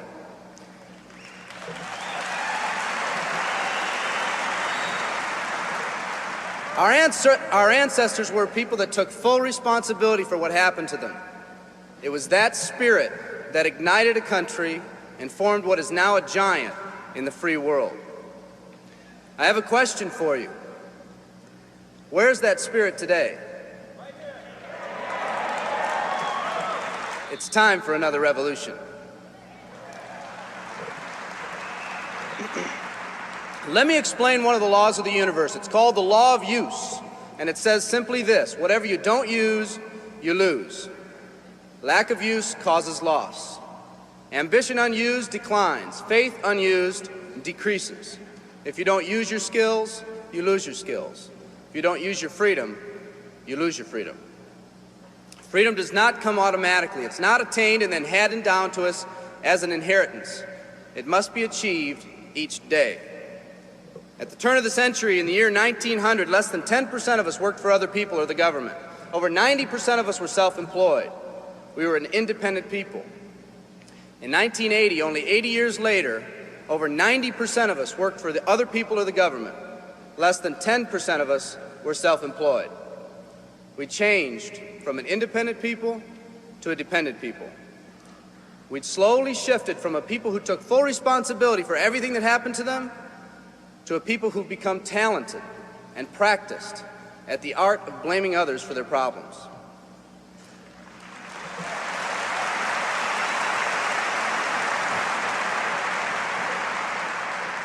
Our giant has fallen asleep. Our forefathers didn't say, who's going to take care of me? They simply said, all I ask is the opportunity to be free and the ability to take care of myself and my family. Today, we elect officials who will, quote unquote, take care of us. We cry out against anyone who dares to ask us to provide more value in the workplace. We do everything we can to spread around the suffering in our society, and yet no one is willing to step up and be part of the solution. We've slowly changed from a society that compensates based on value to a society that compensates based on entitlement and seniority. What we've come to believe is our due. We act as if someone actually owes us a living. Part of this change is due to the dramatic rise of conformity in our society. We're all taught to conform. Incredible pressures are put on us every day to do things, quote unquote, the right way. And yet no one asks the question, is this really the right way? A man once said, I'm just a collection of mirrors reflecting what everyone expects of me. We live our lives to please those around us, and the scary thing is, the people around us are doing exactly the same thing. Psychologist Rollo May calls us outer-directed people. We don't act, we only react. We seek not to be outstanding, but to fit in. We're able to respond, but not to choose. Perhaps that's why a wise man once said, the mass of men lead lives of quiet desperation. In order to change, we need to become inner-directed people. People with our own purpose. People who are not easily swayed by the opinions of others. And that's difficult because from a very early age, we look to the opinions of others to orient ourselves and to validate our decisions and our actions. Nietzsche said, we need more strong people in this world because the weak, by their sheer mass, are forcing weak ideals and weak values on us all.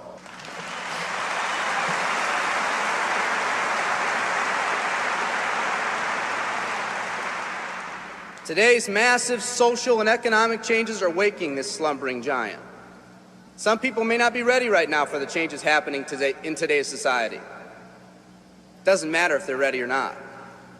An old proverb says, if a man wants his dreams to come true, he must first wake up.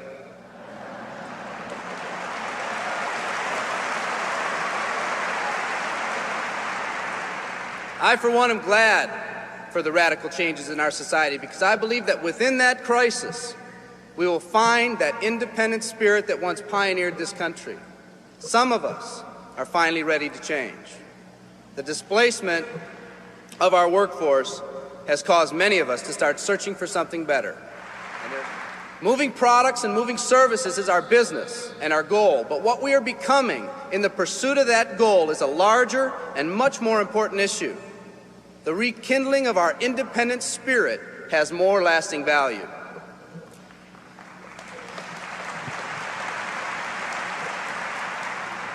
There's no more noble a business than the business that encourages the development of people. Every living organism has one and only one central need in life: to fulfill its own potentialities. The acorn becomes an oak, the puppy becomes a dog, and that's all that's required of the oak and the dog. But the human being's task in fulfilling his or her nature is much more difficult. The reason is, unlike any other living creature on this planet, you've been given the dignity of choice. You'll not grow like a tree. You'll grow only as you plan and choose to grow. When a person chooses to live, two things happen. First, assuming responsibility for themselves takes on a whole new meaning. They accept responsibility not as something they've been saddled with, but as something they themselves have chosen. The second thing that happens is that discipline from the outside is replaced by self-discipline. They accept discipline not because it's commanded, because they themselves have chosen what they want to do with their lives. Just like when the disenfranchised men and women over 200 years ago got fed up and said, I'm not going to live like this one more day, there's another revolution coming. It's coming not just from Americans, but from people all over the world.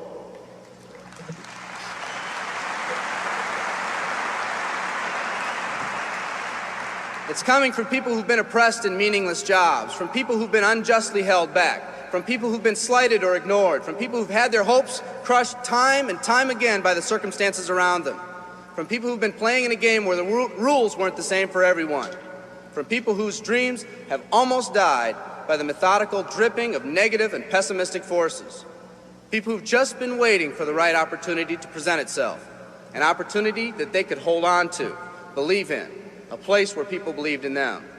I hear the rumbling of this coming revolution every day. The old rules are changing, and society is finally ready for that change.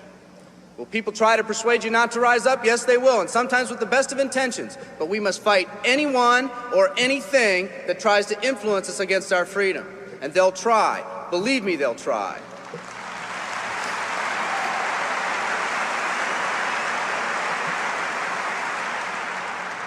They'll try to suggest you off course, to nudge you off course, to distract you off course.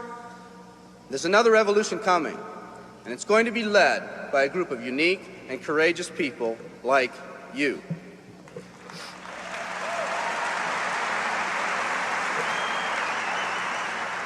People who've had it with the way things are. People who've picked out their mountain in life and said, I'm going to the top. And if someone tells you you can't climb mountains, you don't have any experience. You tell them, I'm going to the top.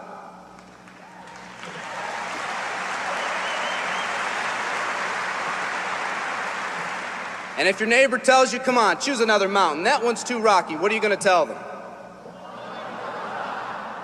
And if someone tells you, let's go over here where it's not so steep, what are you going to tell them?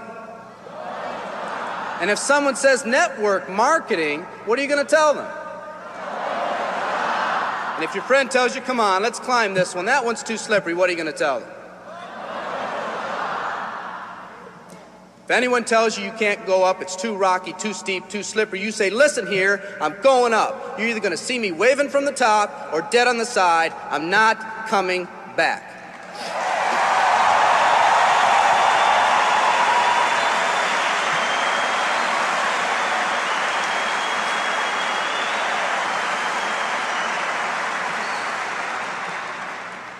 There's something about the do-or-die attitude. It's almost like when someone has a do-or-die attitude, time, fate, and circumstances seem to get together, have a hasty conference, and say, they say they're going to do it or die.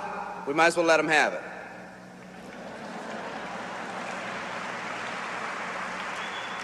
The people in this arena are special. You're special because you've already rekindled that independent spirit. You've already said that you're not going to conform to negative pressures around you. You've all said enough, I've had it, and I'm not living like this anymore. You are the people who want to set big goals and aspirations for yourselves and your families. People who want to live in a country where families are brought together again instead of being torn apart.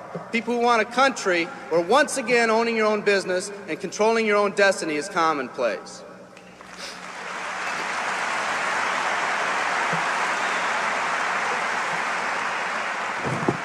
People who want a country where every man, woman, and child is treated with equal respect and dignity.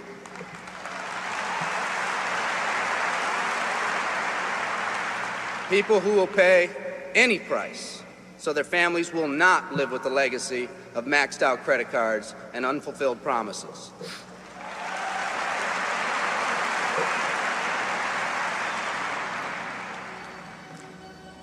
Today, we stand at the genesis of a new revolution, and people like you are going to lead it. Theodore Roosevelt said these words decades ago, and I think they're particularly appropriate today. He said, "We see across the dangers of the great future, and we rejoice as a giant refreshed. The great victories are yet to be won, the greatest deeds yet to be done. I've dreamt of a company that can give us the opportunity to make these dreams come true, by allowing us all to fulfill our own true potential. I love you all. Thank you very much."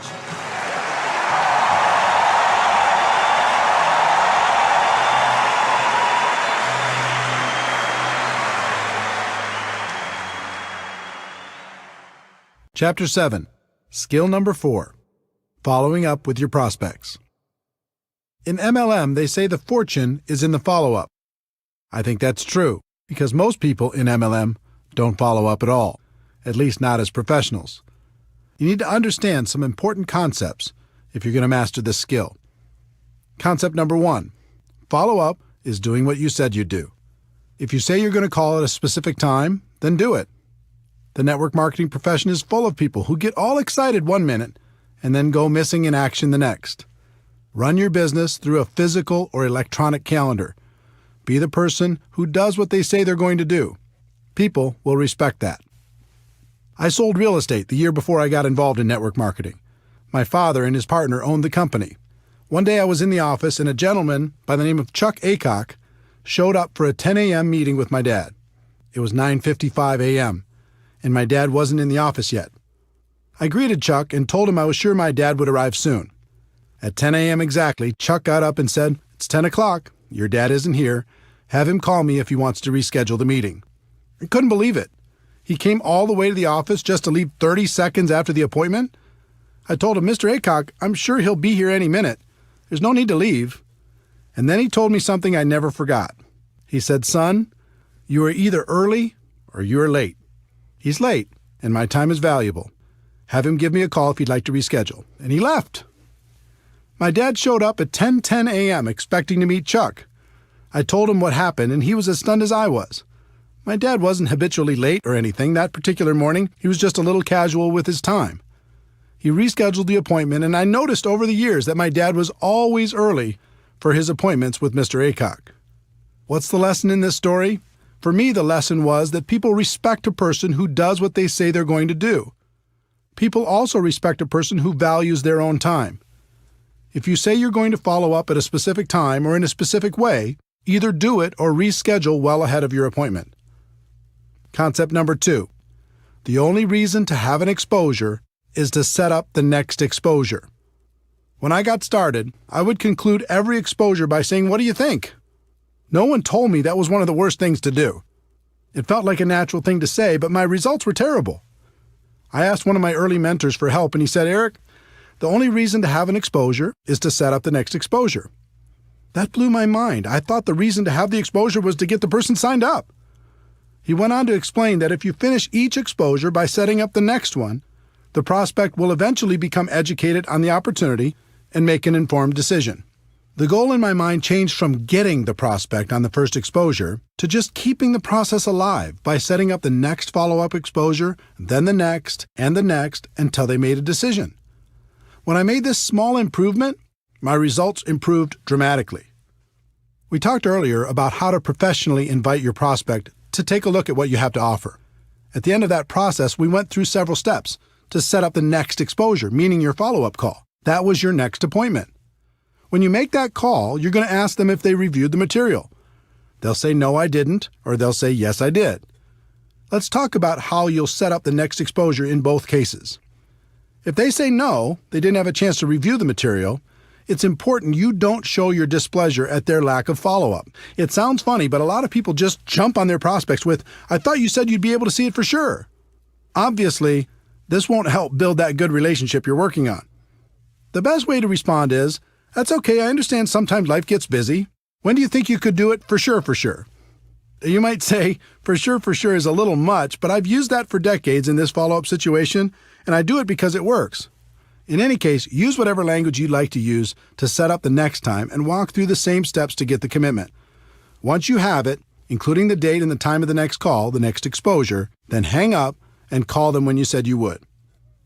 If you call them at the scheduled time and they still haven't reviewed the material, just repeat the process until they do. Remember, they are setting up the appointment, and you are being the professional by following up like you said you would.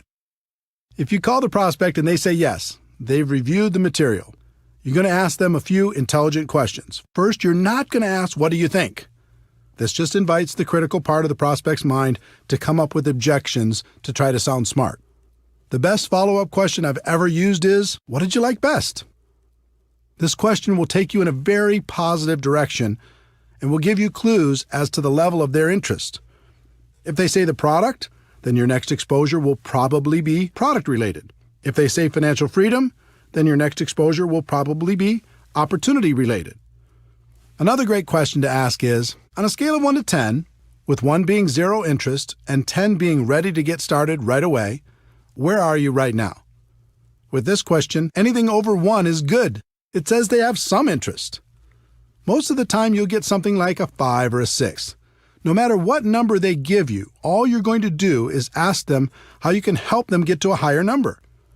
Usually that answer will go along the lines of how they answered, "What did you like best?"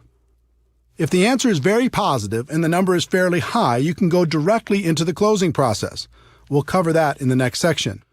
If it isn't an obvious green light, then you just schedule the next exposure. They might want to try the product, so you help them do that and set up a follow-up date, a time to call them, and check on the experience, the next exposure. They might want to understand the compensation plan, so you set up a time to get together and review it, the next exposure. They might want to talk with their spouse, so you send them home with materials they can share with their spouse and set up a date and time when you'll follow up, the next exposure. Whatever it is, you never finish one exposure without setting up the next one. Never. If you do, it's over. That's what used to happen to me at the beginning. I would have someone look at the opportunity. When they'd done that, I'd say, "So, what do you think?" They'd usually mumble something like, "I'll let you know," or "I'll get back to you," or "I need to think more about it," or something similar. And poof, they were gone. Then when I tried to call them back, I was just bothering them. The whole thing felt uncomfortable. Once I changed to never finishing one exposure before setting up the next one, everything changed for the better. I was being professional. I was in control. The prospect had more respect for me and for the opportunity. All of this happened from this one small change in mindset. Concept number 3. It takes an average of 4 to 6 exposures for the average person to join. When people don't understand that the only reason for an exposure is to set up the next exposure, They put too much pressure on their prospects and on themselves. In the some will, some won't, so what next MLM culture, people hammer on a person once, and if they don't join right away, they move on and never follow up. In many cases, they take it a step further by damaging the relationship with the prospects with their attitude. Professionals understand that it takes an average of 4 to 6 exposures for a prospect to become involved. Their goal is education and understanding. It's hard to educate someone in one exposure, so they take them from exposure to exposure to exposure, knowing it will eventually sink in. Through that process, they also build a stronger relationship with the prospect. They strengthen the friendship. That helps build trust, and people enjoy working with people they like. 4 to 6 exposures is an average, which means that for every person who joins on the first exposure, there's going to be a person who takes more than 10 exposures to join. You just never know. Some of the best people in network marketing were prospected for years before they finally made the decision to take part in the opportunity. Keep your urgency, but have patience. Concept number 4. Condense the exposures for better results. Posers prospect someone once and move on. Amateurs prospect someone through several exposures over time. Professionals condense those exposures into the shortest time possible. People are busy. They're constantly distracted by life. When you're approaching them to take a look at something new, it's important to keep their interest. The best way to do that is to stack the exposures as closely as possible. If you go slow, you might start by having them check out a video, then a few weeks later have them listen to a conference call, then a month later have them attend a webinar, then after another month, invite them to a 3-way phone call with you and another distributor. This slow process is difficult because between each exposure, they tend to get distracted by life. It can almost be like starting over every time. On the other hand, if you have them check out a video, then join a conference call, then try the product, then get on a webinar, then participate in a 3-way call, then come to a live meeting, or whatever combination of exposures you use in your company and do it all in 1 week, you give them the opportunity to really think about how this could change their lives. Questions and objections. At every step in the recruiting process, you'll come across questions and objections. This is natural. A lot of the time, your prospect will just be bringing them up to sound intelligent. They don't want to seem easy, so they throw out objections to feel better. How you respond is extremely important. If you act defensive, you'll plant a seed of doubt in their minds. If you act offensive, you'll chase them away. Remember, our goal is education and understanding. It's not to win an argument. Our job is to help blind people see. When someone brings up a negative question, or if they offer you an objection, all they're really doing is helping you to identify one of their blind spots. It's helpful to know what these are so you can assist your prospects in eliminating them. I'm going to give you some specific tactics to help overcome objections, but the thing I want you to remember and spend more time focusing on are concepts. Tactics come and go. Concepts are timeless. I found that objections fall into one of 2 categories. The first is the prospect's limiting belief in their abilities. They aren't sure they can be successful. The second is a limiting belief in network marketing. They aren't sure network marketing will help them achieve their goals in life. For both categories, one of the best concepts is empathy, how you relate to people. And the best way I know to relate to people is to let them know you're just like they are. You had the same doubts, the same questions, the same fears, and you overcame them. Believe it or not, your story and the stories of others will do more for you in overcoming objections than anything else. There's an old tactic called feel, felt, found. It works with the concept of empathy. When a prospect offers an objection, you respond with, "I know how you feel. I felt the same way. But here's what I found." You can use that quite literally and with great success. You can also modify it based upon your story and your prospect. When prospects have a limiting belief in their abilities, the common objections in this category are, "I don't have the money. I don't have the time. It's not my thing. I'm not a salesperson. I don't know anyone. Or I'm too old, too young, have no experience, etc." Some people teach fancy approaches where you make yourself seem smart and the prospect seems stupid. "You don't have any money? Do you have a cable bill? Do you have a cell phone? Do you ever go out to dinner? You have lots of money. Come on, wake up." Or, "You don't have the time? How long do you want to have that reality in your life?" You have to change if you want your life to change. How does it feel when you hear that? How would it feel if someone were to say it to you? Pretty bad, right? A better approach is to relate to the person and tell your story. When a person tells me, I just don't have the money right now, I respond, I had the same exact challenge. I didn't have enough money to pay my bills, let alone start a new business. But when I thought about it, I realized if I didn't have enough money to pay my bills now, how was I going to change that in the future? I was tired of being behind. I was tired of scrambling. I wanted more out of life. So you know what I did? I found a way. And it was the best decision I ever made. Let me ask you something. If you really felt this was a chance for you to take control of your financial future, do you think you could find a way to make it happen? 9 times out of 10, they would agree they could find a way. Again, forget the exact words and focus on the concept. I told them I was the same as they were, with the same objection. I told them about my pain, and I told them I found a way to solve it. As a result, we bonded. We related to each other. We were in the same boat with the same hopes and dreams. And if I didn't have a personal story that would compare with theirs, I would tell another person's story. There are plenty of stories inside your company that can relate to virtually every situation. So when a prospect tells you their objection, you can say, I know what you mean. I have a friend who had that same exact problem, and let me tell you their story. Can you see how that approach would work with all the objections based on a person's limiting belief about themselves and their lives? The concept is simple, it's proven, and the results are amazing. When people have limiting beliefs about network marketing, this category includes, is this MLM? Is this one of those things? Is this a pyramid scheme? I'm not interested in MLM. I don't want to bother my friends. And how much are you making?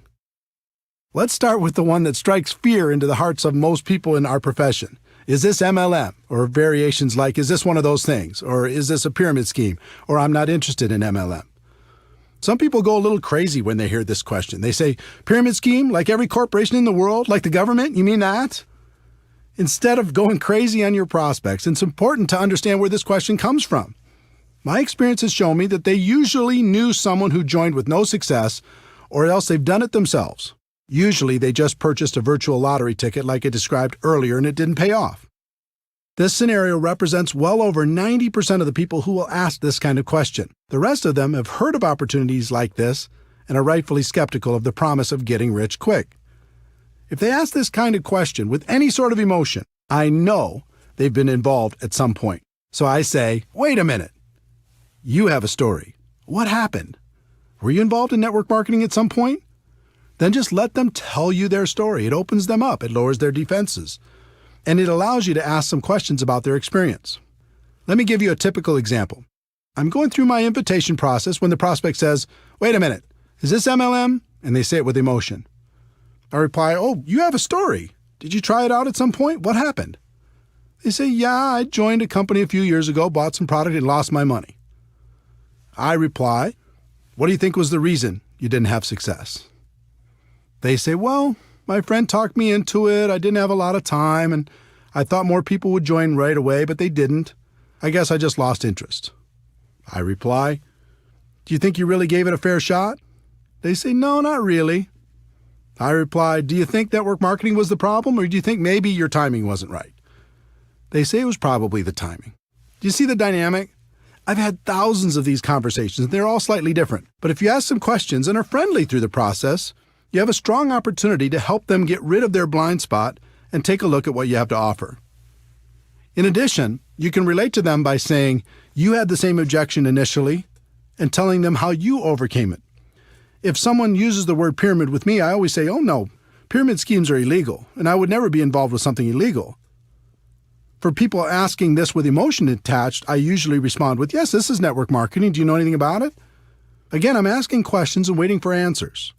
From those answers, I ask more questions, and through the process, I can achieve my goal of education and understanding. I don't want to bother my friends is slightly different. Again, I relate to them by telling my story or somebody else's story. And then I ask questions like, what makes you think you'd be bothering your friends? If you truly believed in the product, would you let your friends know about it? And if I could show you how we can share this product with others without it feeling or sounding like a sales pitch, would that help you? The last in this category is, how much are you making? If you're making money already, this is a great question. If you're not, your answer depends on how long you've been involved. If you're brand new, you can tell them you're just getting started. If you've been around for a while and not making big money yet, You can tell them you're working part-time and are really excited about your future. You could also say that you're excited about your future with this company because you knew things weren't going to change if you didn't do something to change them. The other way to answer it is to tell your story and then tell stories of people you know who are making good money. You can even suggest setting up a phone conversation with those people so they can feel more comfortable about the opportunity. All of this takes practice, but if you get the concepts down, you'll find it becomes easy. And the other thing that should encourage you is you'll only have this handful of the same objections for the rest of your career. There's nothing new here. What I've listed in this section is about all there is. Remember, our goal is education and understanding. This is a part of the process that makes that goal a reality.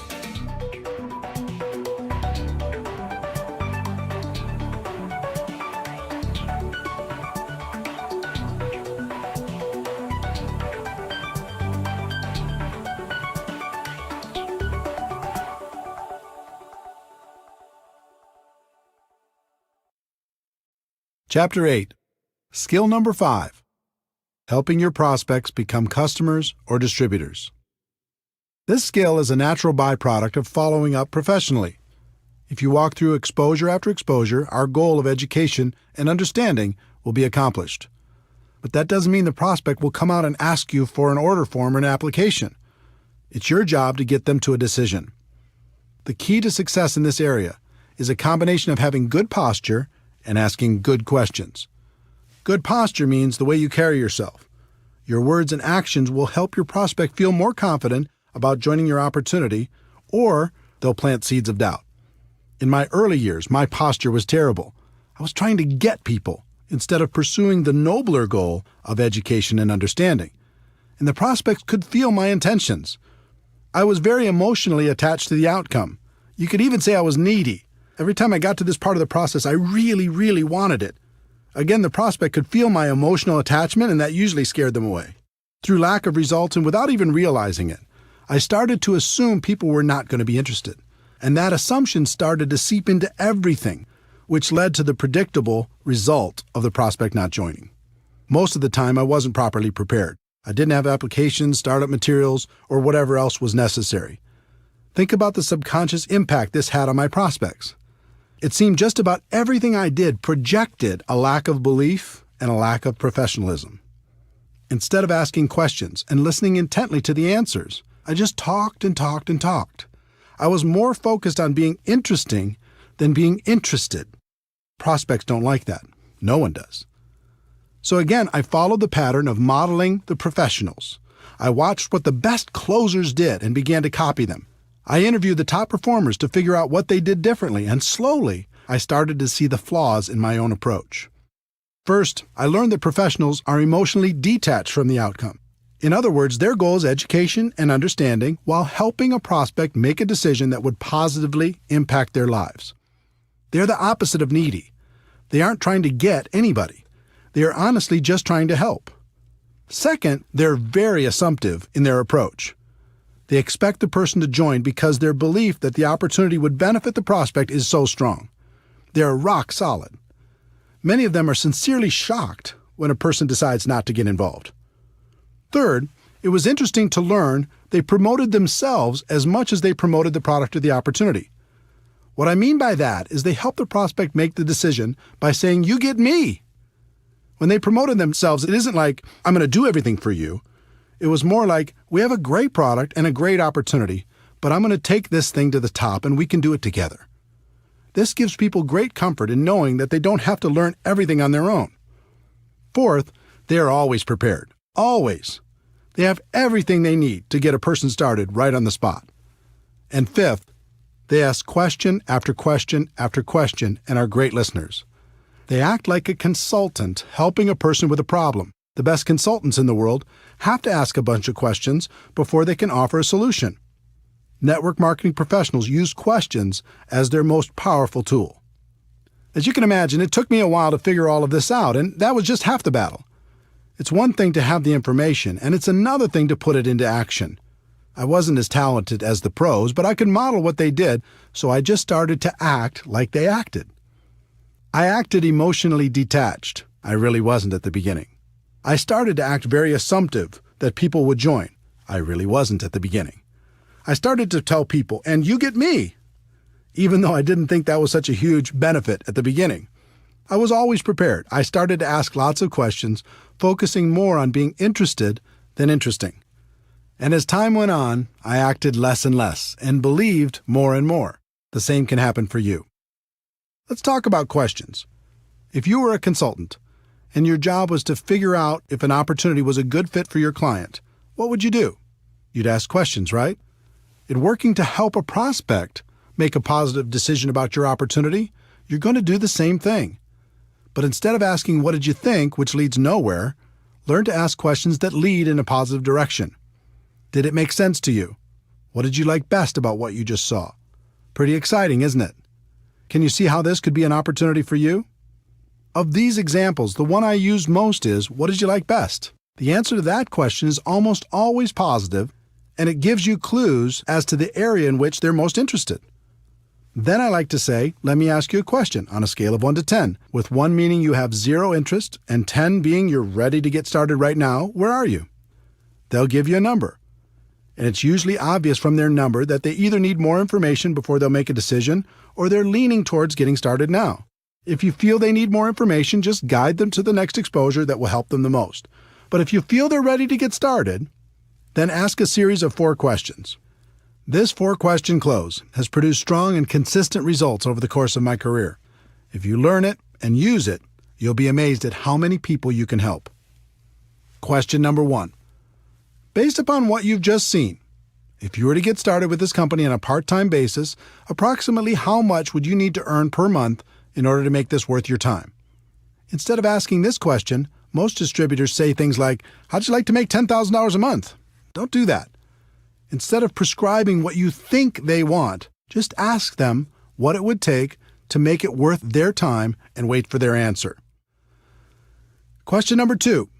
Approximately how many hours could you commit each week to develop that kind of income? Now they have to go inside their head and check their mental calendar to see how much time they would invest to get that kind of money. Question number 3. How many months would you work those kind of hours in order to develop that kind of income? This question makes them think about their level of commitment if they want the income from question number 1. Question number 4. If I could show you how to develop an income of, their answer to question number 1, per month, working, their answer to question number 2, hours a week over the course of, their answer to question number 3, months, would you be ready to get started? Most of the time, you'll get a positive answer to this question. And when people say, sure, show me how, you can pull out your compensation plan and sketch out a reasonable game plan to achieve their goals. There are rare occasions when people will give you unrealistic numbers. They might say they want $10,000 a month working 2 hours a week for 1 month. Doesn't happen often, but it does happen. If you face that situation, you act as a consultant and say, I'm sorry, but your expectations are way too high. You can get to $10,000 a month, but it'll take more hours and more months than you're willing to commit. If you're willing to change those expectations, we can talk. If you don't get a positive answer to the 4 questions, that's okay. That means the prospect will need to have more exposures before they're ready. Schedule the next one and repeat this process when you're done. This skill will take practice, but it's a skill that will serve you for the rest of your career. If you're tired of having too many people thinking about it and not enough taking action, this will help.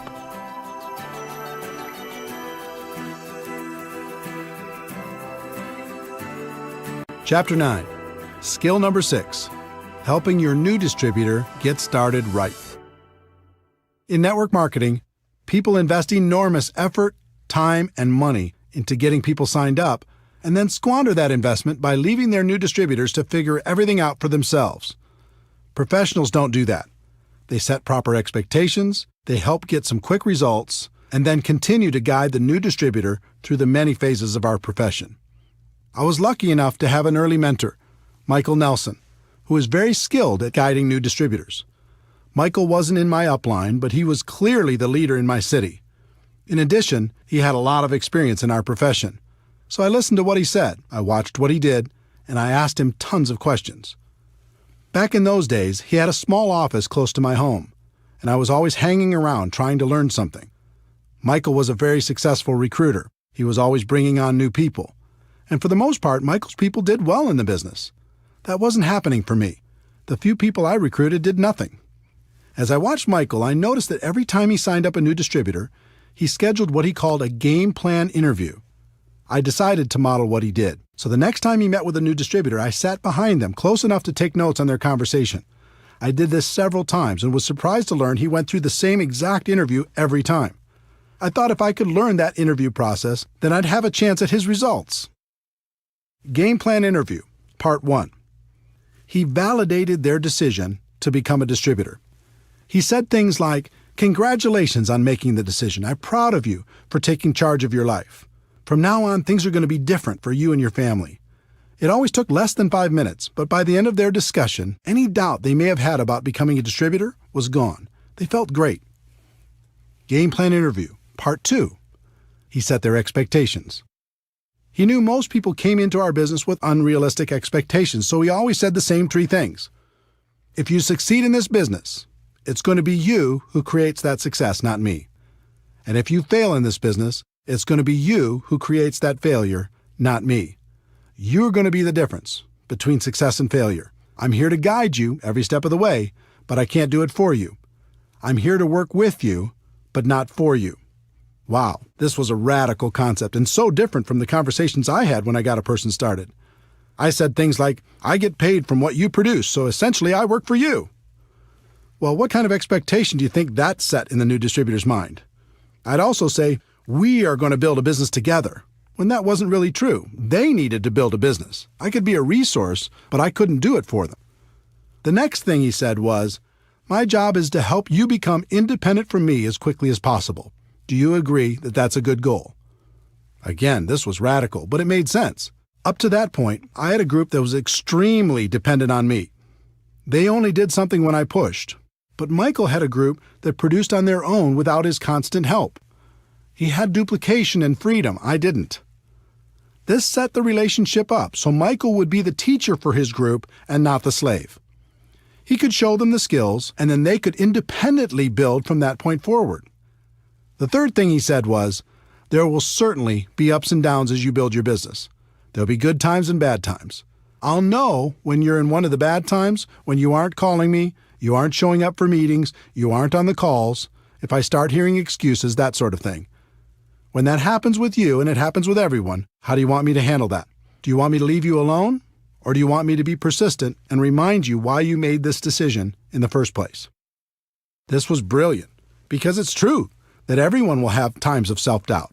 He let them know it was natural, and at the same time, set up the relationship so he was in a position to turn them around when it happened. What Michael accomplished with these 3 concepts was so different from promising the world like I was doing, that it was night and day. With my approach, the distributor would sit back and wait for me to perform. And if I was ever too busy or couldn't help for some reason, I became the easy excuse for why things weren't working out. With Michael's approach, his people became independent quickly. He would coach them from time to time, but he wouldn't allow his group to use him as an excuse for their lack of results. While my distributors struggled, his flourished. Game plan interview, part 3. Michael went through a getting started checklist to help the new person have the best chance for success. The exact plan would be different for every company, but the concept was to do everything possible to get quick results. Here are some examples of what you could include in your getting started checklist. 1. Make sure your new distributor is set up with appropriate products. Just about every company has products that can be personally used by the distributor, so make sure your new person is doing that. Depending on your company, this may include a monthly commitment. It's very important that people develop an emotional attachment to the products, and that can only happen if they are using them and enjoying the benefits. In addition, many companies have products that can be sampled or used in demonstrations. In that case, new distributors should have an appropriate supply so they're properly prepared. 2. Make sure your new distributor is set up with appropriate tools. We've talked about the importance of third-party tools in building a large and successful network marketing business. Your new distributor needs to be prepared to help their prospects with the tools that will professionally take them through the exposure process. 3.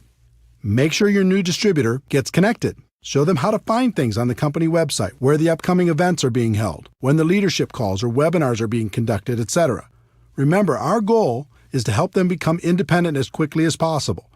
This is an important step in making that goal a reality. 4. Make sure your new distributor has a basic understanding of the compensation plan. They don't need to know it in detail at the beginning, but they should at least understand the key points and what will happen financially as they move through the first few levels. 5. Make sure your new distributor has a fundamental understanding of how to properly invite their prospects to understand more about what they have to offer. You can save them from running out there and talking their heads off with little or no results by giving them a brief overview of how and why a professional invitation process works. Game Plan Interview, Part 4. Michael helped the new distributor create a game plan to get through the first few ranks and challenged them to do it quickly. He understood and helped me to understand that it was a race to help a person get results quickly. If they received early positive reinforcement, they'd continue, and if they didn't, they had a tendency to fade away. Every company is different, so this game plan will also be different, but think about the simple actions you can encourage people to take during the first week to get the best possible results. How can they get their first customer? How can they get their first distributor? Can you encourage them to attend their first company event? What steps can you take to help them earn their first commission check? Success in network marketing wasn't real for me until I earned that first check. When it arrived, everything changed for me. I started to really dream about creating a better life for myself and my family. Helping your new person get off to a quick start is vital. Game Plan Interview, Part 5. Michael always ended by giving some specific assignments. One thing I've learned is new distributors crave direction, and they respond incredibly well to simple assignments. Michael always ended by giving those assignments along with a deadline for them to be completed. He told his new distributor to get back to him by a specific date. It's just like the exposure prospecting process. You go from exposure to exposure, but it doesn't end until they become distributors. The professionals continue to go from exposure to exposure, assignment to assignment. The purpose of all this is to help the new distributor get over the line. When someone gets started, there's always a line between success and failure. On one side of the line, it's easier to quit than continue. On the other side of the line, it's easier to continue than to quit. What can help a person get over the line? Signing up their first customer, signing up their first distributor, getting their first commission check, attending a big company event, making friends inside the organization, proclaiming their intentions to the world, getting promoted to a new level, being recognized for some sort of achievement. There are hundreds of other things that can contribute to a person getting over the line. As a sponsor, your job is to help them get over the line and stay over the line. And the line never really goes away. It's always there. And you as a leader need to be constantly aware of where your people are emotionally. This way you can continue to encourage them to never let go of their dreams.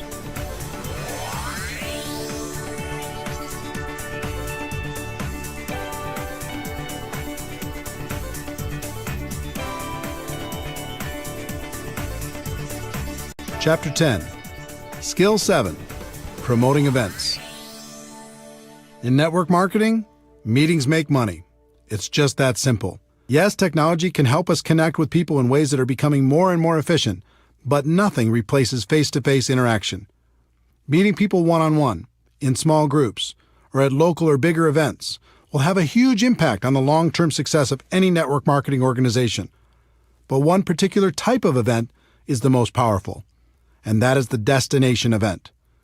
It might be a company-sponsored event or one put on by your upline leadership, but a destination event is one where most of the attendees travel to a different city, stay at a hotel, and participate in a conference or convention. Some try to argue that the destination event is dead in the new technology world and people won't travel for these things anymore. All I can tell you is those people aren't top earners in our profession. If you study what the successful people do to build their network marketing organizations, you'll find that virtually every one of them uses destination events as a cornerstone for building their business. There's something magical about getting away from your day-to-day grind and focusing completely on your dreams. Total immersion, even if it's only for a weekend, is good. You can use it to refocus and recommit to your future and gather the strength necessary to go back home and do what's necessary to move your business forward. You gain strength from the presentations you hear during the event. Sometimes a person says something at just the right time in your life and it changes you forever. Over 20 years ago, I was at a convention when a guy by the name of Johnny Daniel said, "You can tell the size of the man by the size of the problem that gets him down." That statement went right into my heart and has helped me ever since. If I ever get sad or depressed, something inside me says, "Is this the size of Eric?" I answer no, pick myself up, and get moving again. I've had hundreds of those moments over the years at destination events. I gave up blaming at an event. I decided to become a professional at an event. I realized no one could stop me at an event. I decided to go to the top at an event. In fact, as I think back, I can't think of a single significant moment in my network marketing career that didn't happen at an event. They're that powerful. In addition to gaining strength from the presenters, you'll also receive incredible validation of your decision to be involved. It's a concept called social proof, and it's very important. As human beings, we're wired to seek proof from sources outside of our own thoughts and experiences. At a destination event, you'll see lots of other people who've made the same decision you have, and that feels good. Also, you'll see how some of them have overcome their fears and gone to the highest levels in your company. You start to think, if they can do it, maybe I can do it too. There's also some positive peer pressure involved. Most destination events include recognition programs: who won the contest, moved to the next rank, earned the top income, or spoke from the stage. When I went to my first event and I saw all the people walking across that stage, I had one thought: the next time I'll be walking across that stage. It was inspiring that so many people had accomplished what I hadn't done yet. It made me think I could do it, and it made me work on a plan to make it happen. In addition to being inspired, I also didn't want to show up at the next event without some improvement in my business. That positive peer pressure helped me face my fears and make it happen. Overall, the sense of community at a destination event is comforting. We all live in a world filled with ignorant people when it comes to network marketing. That can be discouraging at times. But when we go to a big event, suddenly we're surrounded by people who think like we think. They have similar beliefs, hopes, dreams, aspirations, and positive attitudes. Spending time with this amazing group of people can literally fill us back up again, so we have strength for the next push. Once you understand how important destination events are to the success of your business, you need to learn how to effectively promote them to your organization. It's really simple. The more people from your group attend events, the more money you're going to make in our profession. Top leaders know exactly how many people are attending, and they make sure to grow that number at every new event. Think about it. Take two distributors, who each have a group of 100 people. Distributor A makes it a priority and gets everyone to attend every major destination event. Distributor B doesn't make it a priority, so only a handful attend. Which group is going to be more successful? It's not even a contest. The first step in developing a culture that promotes attendance at destination events is to personally be more committed than anyone else to attending and helping others make the same decision. That means you need to lead by example and never miss a destination event. When I first started in this profession, I didn't know how I was going to do it. I didn't have the money, and I couldn't afford the time. I had the same obstacles as everyone else. But something happened to me at my first event that changed everything. I scraped up enough money to get there, and it was a mind-blowing experience. The stage, the lights, the people, the stories, it was awesome. During one of the sessions, I stepped out to go to the bathroom, and when I came back to the entrance to the big convention hall, I found myself standing next to one of the top income earners in the whole company.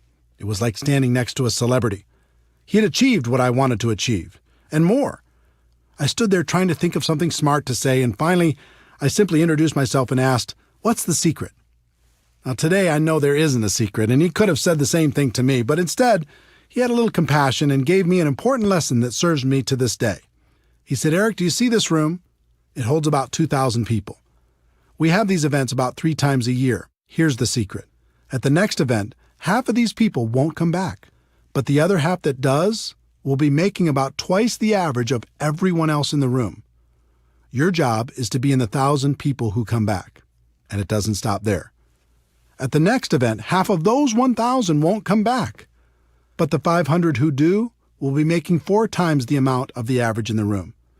This continues from event to event. If you continue to come back, you'll end up being among the highest paid people in the room, and eventually, you'll even find yourself presenting on stage." I said, "That's it?" And he replied, "Eric, obviously you're going to have to continue to work on your skills in between events, but my experience has shown me that if you outlast people at our big events, you'll make it to the top." This was pretty simple for me to understand. I thanked him and made a resolution on the spot to never miss a big company event. It wasn't easy. Sometimes the event tickets alone were a problem. I made it a priority and found a way to buy them. Sometimes childcare was an issue. I relentlessly searched for babysitters until we found someone we could trust. Sometimes I struggled with how to get to the event. Instead of taking a nice, comfortable direct flight, sometimes I had to book one with 2 or 3 connections. Instead of flying, sometimes I had to drive, even piling into one vehicle with a group of people to get there. There were even times when I reserved a bus and recruited people in my area to share the ride. The point is, I made it a priority and I made it to the event, no matter what. As for accommodations, today I stay in a suite, but it wasn't always that way. At the beginning, I often shared a room with as many people as possible. Instead of room service, we'd go to the local grocery store and get food for inexpensive meals. And the minibar was strictly off limits. Bottom line, the advice I received all those years ago worked. Because I was ambitious and hungry, I figured out a way to outlast the people who were less committed. And just like that top income earner had told me, my income continued to grow with each event. On top of that, another strange thing happened. I started to feel different than everyone else. I started to feel like an Iron Man. I started to be proud of the fact that I was still standing when other people lost faith. So if you're more committed than anyone else to attending the destination events, that all-important commitment will serve you very well. Once you're fully committed, the next step is to grow the number of people on your team that attend with you. Most people announce the next big event to their group, sit back, and hope people register. Professionals understand there's a big difference between an announcer and being a promoter. Promoters make the event a priority in their group. They are relentless with their message. They tell stories that inspire people to action. They take nothing for granted and don't rest until people have registered. They paint a picture in people's minds about how great the event will be and the benefits of attending. One thing I learned long ago was to never buy someone's excuse, at least at the beginning. I can't tell you how many people started off by telling me the reasons they couldn't attend the next destination event, only to find out that their reason was just an excuse and wasn't really true. The problem with amateurs is they buy that first story, and that's the end of it. Person says, I can't get off work, or I can't afford it, or I can't arrange childcare, or who's going to watch my dog, or there's a birthday party that weekend. And the amateur says, oh well, it is what it is. I hope you can make it to the next one. The professional has a completely different mindset. When they hear an objection, they don't buy that story because they know it's probably not real, or at least not real enough. Instead, they work with that person to help them understand the meaning and importance of attending the event. Then they brainstorm with them to figure out a way to overcome their initial problem. I can't tell you how many people I've talked to who had already decided they were not going to attend the next event, and within 5 minutes, they changed their mind and registered. The lesson here is to tell your story, don't buy theirs. Think of this skill as if you're a publicly traded company and your stock value is tied directly to how many people you have at each destination event. If that were the case, you'd make it a priority to always have a bigger number at the next event, wouldn't you? You might start with just you at the first event, but then the goal needs to be to bring someone with you to the next one and to grow that number at the next and the next and the next. There's no such thing as a silver bullet in network marketing, but this skill is as close as it gets.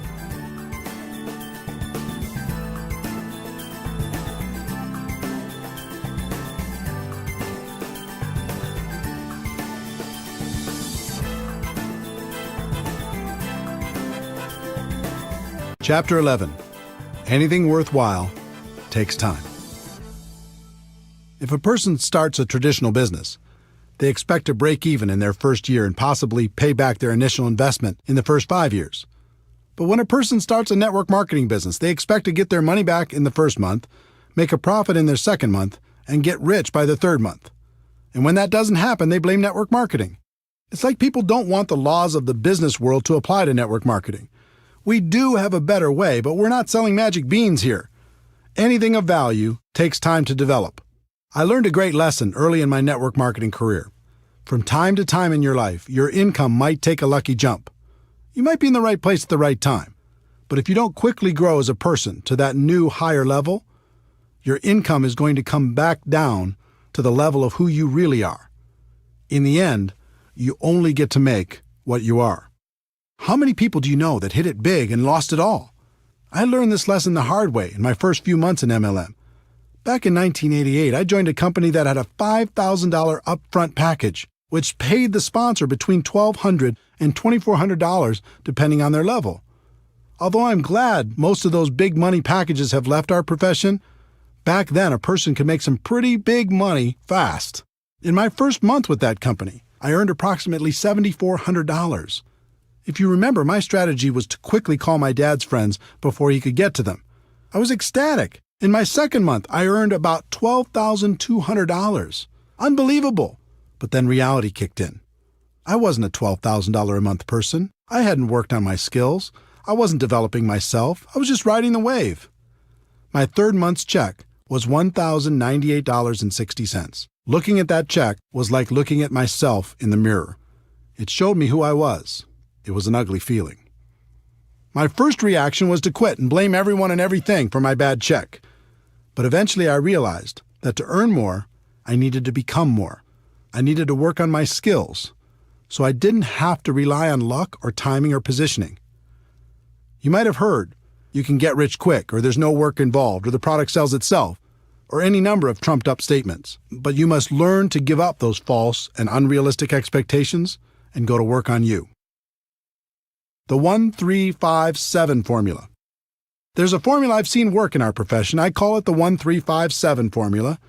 As a general rule, it will take you about 1 year to become competent and profitable in network marketing. You'll know the basics, you'll cover expenses, and you'll be learning. It'll take about 3 years of consistent part-time effort in order to go full-time.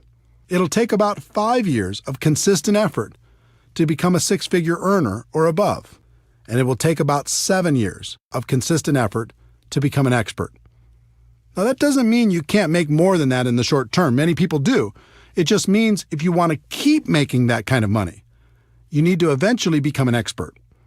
When you think about it, 7 years isn't so bad, especially when a good portion of it is part-time. You're going to be 7 years older anyway. You might as well become an expert over that period of time instead of just going through the motions. How to learn. Once you make the commitment to focus on your skills, the next thing you need to do is figure out the best way to learn.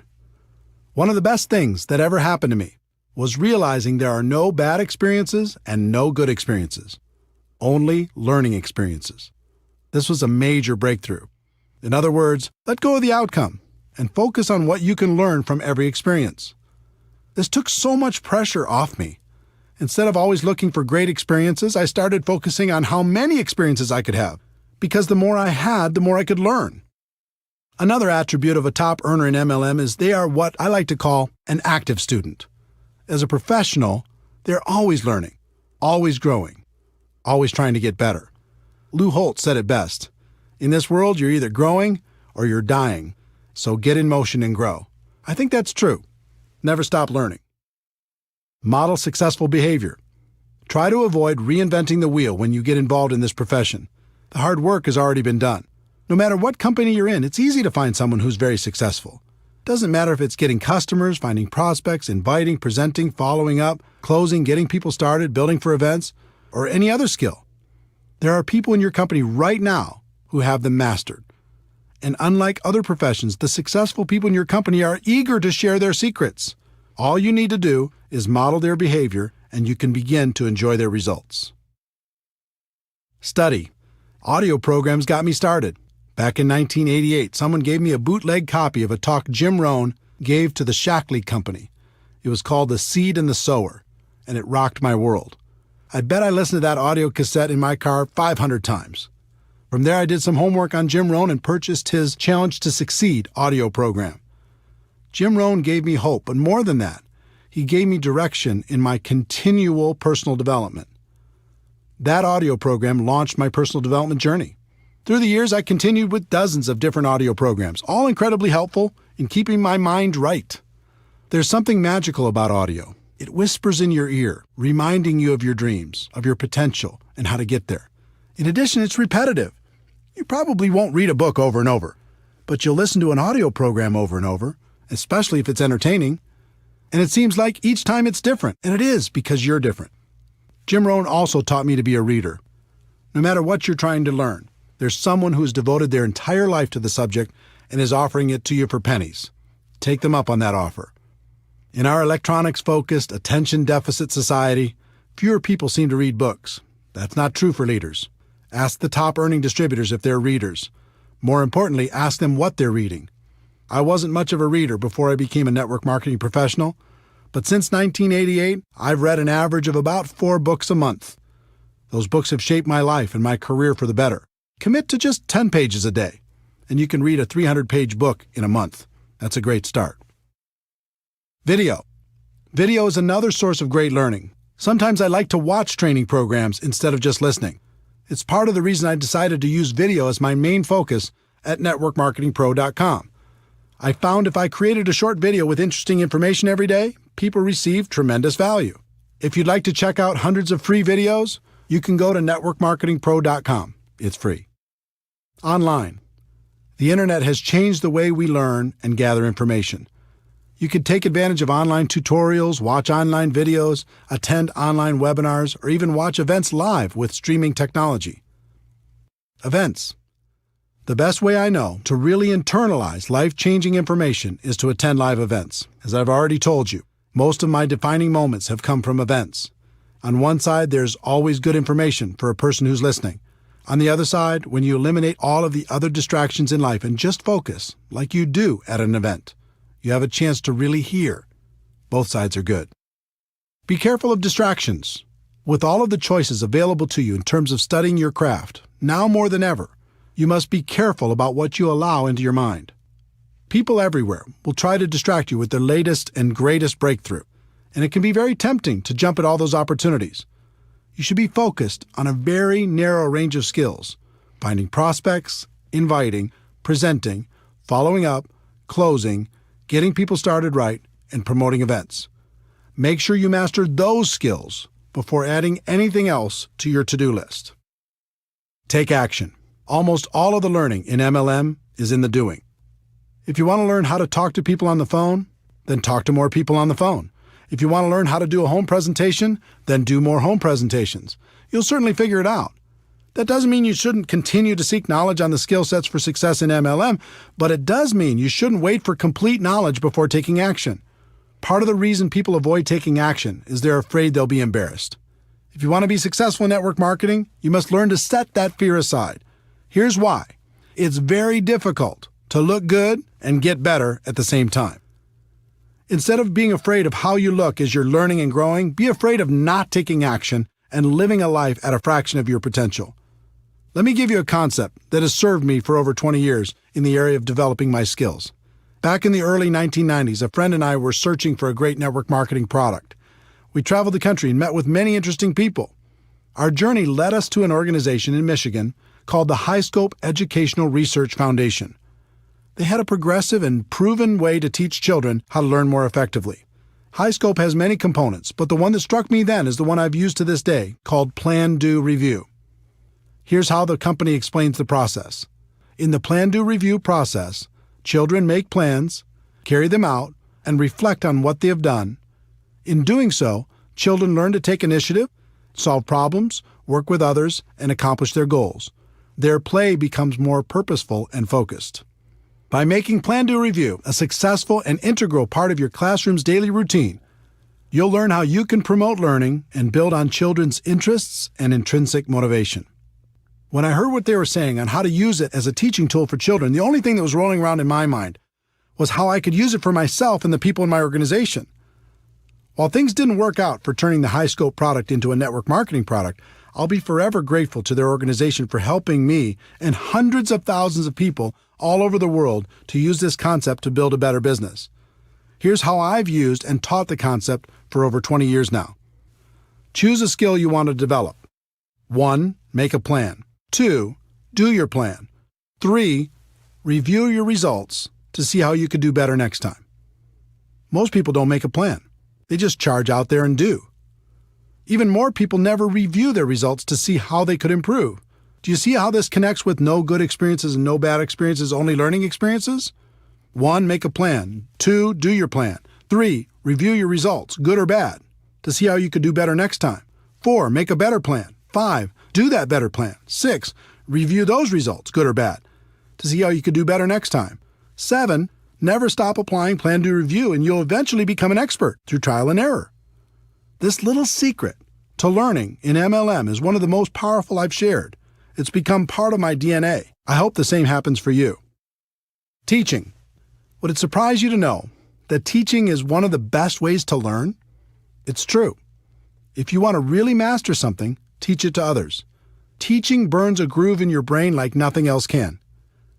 Who do you think gets the most benefit from the daily video shows at networkmarketingpro.com? I do. I have to think about it, prepare, and present the message every day, so it helps keep me sharp and on top of my game. The lesson for each of you should be to find someone to teach. Even if you just have one person in your group, start there. And as your group grows, look for more and more opportunities to teach. You'll get the most benefit. Your associations.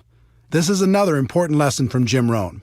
He taught me the law of association that says you'll become the average of the 5 people you spend the most time with. You'll think how they think, act how they act, talk how they talk, and earn how they earn. Let me tell you something. This law is real. You can't fight it. I've done 3 things over the course of my career when it comes to my associations. First, I've disassociated with the people who are toxic to my life. This isn't an easy decision, but it's an important one. Some people will keep you down permanently. Second, I've limited my associations with negative people or people who weren't helping me grow in the direction of my dreams. I just learned to spend less time with those people and more time on positive influences. And third, I've worked to expand my associations with people who can help me become a better person and a better professional.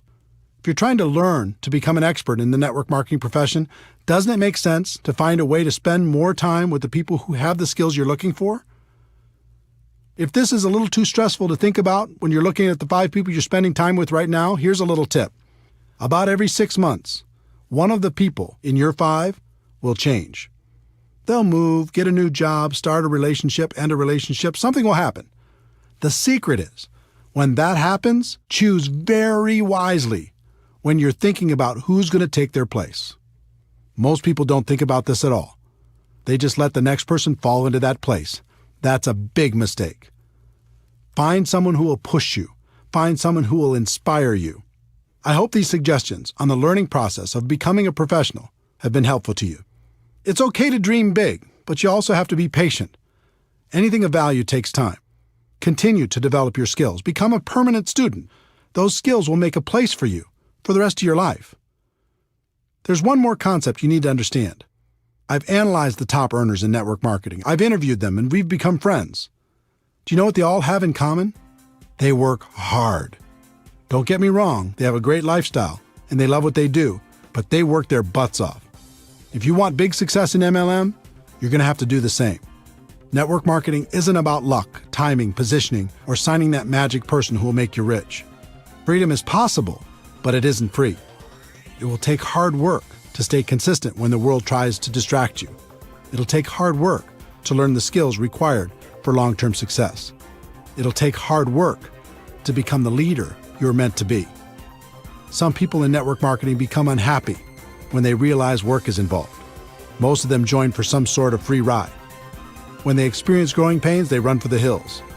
Be different. It might take hard work, but it's good work.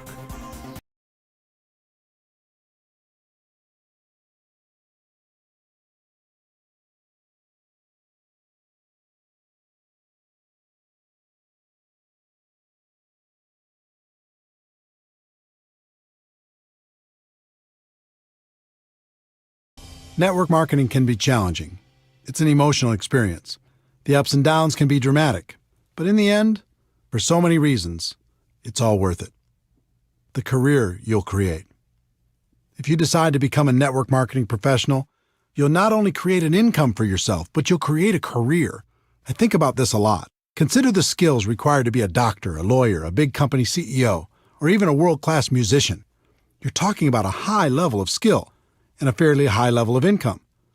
Now consider the skills necessary to become a network marketing professional.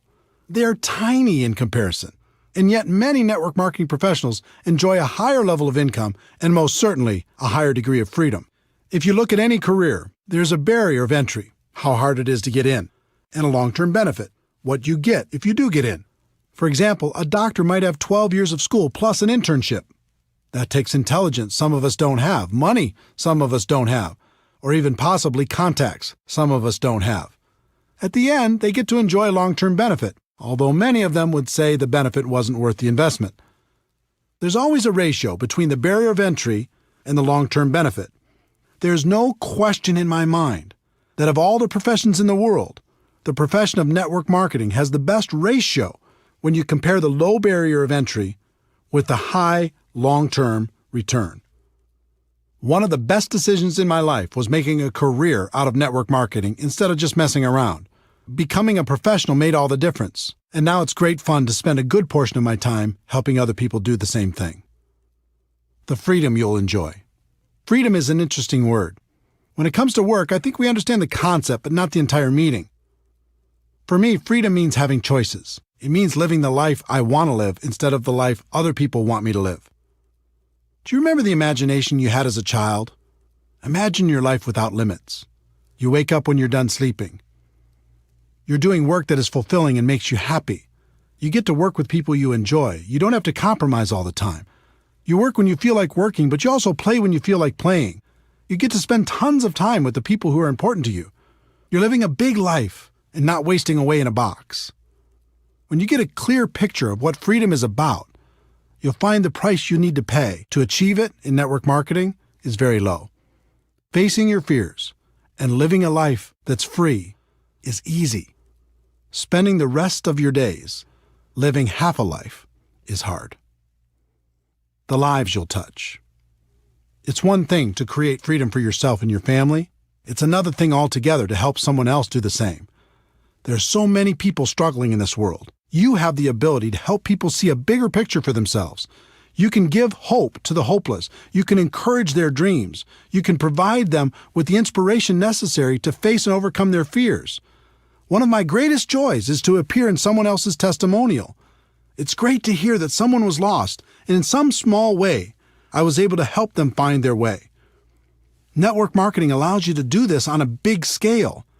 Not only can you help one person, but you can help hundreds or even thousands to live a better life. And the exciting thing is, that's just the beginning. It's just like throwing a rock into a pond. When it hits the water, you see the ripples growing larger and larger until they hit every edge of the pond.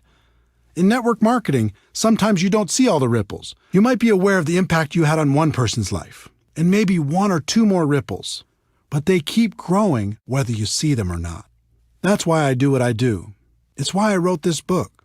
I know people will be positively impacted, and that's a stone thrown in the water. But then they'll make a positive impact on others, and the ripples begin. And those people will do the same and over and over and over again. With network marketing, you really can make a difference. The people you'll meet. Network marketing has introduced me to the most amazing people. This profession gives you the chance to not only expand your group of friends, but also to be able to spend more time with them. You'll never find a more passionate group of entrepreneurs in any other profession. These people love life and spend their time lifting each other up. Here's an example of what that means to me and what it can mean for you. You can name virtually any state in the United States or any other country in the world, and a friend instantly pops into my mind. Network marketing has also introduced me to many of my heroes. I've been lucky enough to share the stage and become friends with great people, including Anthony Robbins, Brian Tracy, Dennis Waitley, the late Stephen Covey, Tom Peters, Les Brown, the late Og Mandino, David Bach, Robert Kiyosaki, Harvey Mackay, Art Williams, Ken Blanchard, Tom Rath, Daniel Pink, Mark Victor Hansen, Jack Canfield, Jeffrey Gitomer, Gary Vaynerchuk, Tom Hopkins, and many, many others. On top of all that, I've been able to learn from more million-dollar MLM learners than I could count. All of them have had a positive impact on my life and my career. This profession also helped introduce me to my amazing wife, Marina. I was in Moscow for a big MLM training event, and she was attending that event with her family. Because she could speak multiple languages, she was helping to translate backstage. I was smitten. Our first date was in Red Square at midnight after the event. With the snow softly falling around us, I'll never forget it. We've been together ever since. I'm not saying you'll find the love of your life in MLM, but I am saying you'll find friendships that will last a lifetime. The places you'll see. If you build a large and successful network marketing business, a few things will happen. First, you'll win some trips that will be trips of a lifetime. Second, you're going to need to support your organization as they expand into every territory or country where your company does business. And third, you're going to have enough money and time to go wherever you'd like. It's been said that your life can be measured by the number and intensity of your experiences. If that's true, I've already lived a very long life. I've been to every state in the United States with the exception of Alaska, and I'll remedy that soon. I've also been to about 40 countries around the world. I've gone diving at the Great Barrier Reef in Australia, toured the Hagia Sophia in Istanbul, visited the Twin Towers in Malaysia, boated around James Bond Island off the coast of Thailand, visited the tent cities in Nigeria, ridden the huge Ferris wheel in the port of Singapore, had a private tour of the White House, watched the sunrise on New Year's Day at the Grand Canyon, enjoyed a 30-course meal at the world-famous El Bulli in Spain, cruised through the canals of Amsterdam, ridden a hot air balloon over the Rocky Mountains, rented an entire cruise ship for 2,000 of my friends to sail to the Bahamas, had dinner under the stars at the top of the Hotel de Paris in Monaco, visited my heritage in Norway, sailed the Black Sea off the coast of the Ukraine, witnessed the amazing Sistine Chapel in Rome, golfed at St. Andrews in Scotland, watched a World Cup match in Ireland, and prayed at the Wailing Wall in Jerusalem. All of this and so much more was made possible because I embraced the great profession of network marketing. The same can happen for you. The causes you can contribute to. There are lots of worthy causes. You might want to give to your parents or someone else in your family, or to an organization that means something to you. In 2011, I asked Harvey Mackay, best-selling author, as well as a wildly successful businessman and community activist, for his secret to success. He told me his story. Eric, my father sat me down after I graduated from the University of Minnesota at age 21. I was a little bit cocky, going to take on the world, going to start at the top and work my way up. And he said, Harvey, 25%, 1/4 of your life, starting now, is going to be devoted to volunteerism. Now, I didn't know what that meant, other than I started volunteering for everything. Heart, Cancer, United Way, Boy Scouts, March of Dimes, Salvation Army, everything. Let me tell you what that experience has done for me my entire life. Being on all those boards and being involved in all those charities, I became a better communicator. I became a better leader. I became a better salesperson. Because all I was doing was raising money for the more than 20 boards that I've been on. I became a better sales manager. And can you imagine how many new people I met by just being a volunteer? My network grew tremendously. But the biggest thing that happened was my sense of being a citizen of the world. To know that you've helped another human being and to be able to see the results, it's an unbelievable feeling. I'm so thankful to my father because his advice changed my life. This interview changed my life because it impacted my thinking on contribution. I'd always thought that there was really only one way to help a worthy cause, and that was with your money. But after my conversation with Harvey, I realized that there was 3 ways to help. The first is with your money. Of course, you can write a check, and that's wonderful. Network marketing can allow you to write bigger checks than you could ever imagine before. The second is with your time. Like Harvey said, you can dedicate a portion of your life to causes that are important to you. He chose 25%. You could choose whatever you'd like, but I'd encourage you to choose. And by time, I don't mean just volunteering a few hours here and there at the shelter or something. I mean, give your time to creative thinking, raising awareness, and raising money. And the third is probably most important, and that is with your influence. Take the time you're going to spend on your cause and put all of your influence behind it. Inspire your organization to do something great with you. Encourage your company to get involved. Leverage your network to do great things. You are powerful, and more so because of your involvement in network marketing. Use that influence for good. It'll change your life for the better. The person you'll become in the process. Network marketing changed my life for the better because it forced me to become a better person. As a profession, we move products and services to the customers who want them, but our real purpose is much deeper. At its core, this profession is an incubator for personal growth. You'll learn how to face your fears. You'll learn how to solve problems. You'll learn how to feed your mind with positives and protect your mind from negatives. You'll learn how to grow stronger. You'll learn how to lead.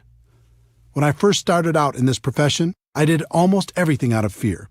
I was afraid I wouldn't succeed. I was afraid I was going to run out of prospects. I was afraid I was going to miss out on the opportunity. But over time, that fear went away. I decided to focus on myself and my skills instead of all the things I couldn't control, and then everything became clear. I learned the true secret of network marketing. The greatest benefit isn't getting what you want. The greatest benefit is what you'll need to become in order to get what you want. I learned what was always there and what has been passed down for ages. The journey is everything. Thank you for taking this journey with me. Let me conclude by sharing what I say at the end of every Network Marketing Pro video. Ladies and gentlemen, my wish for you is that you decide to become a network marketing professional, that you decide to go pro, because it is a stone cold fact that we have a better way. Now let's go tell the world.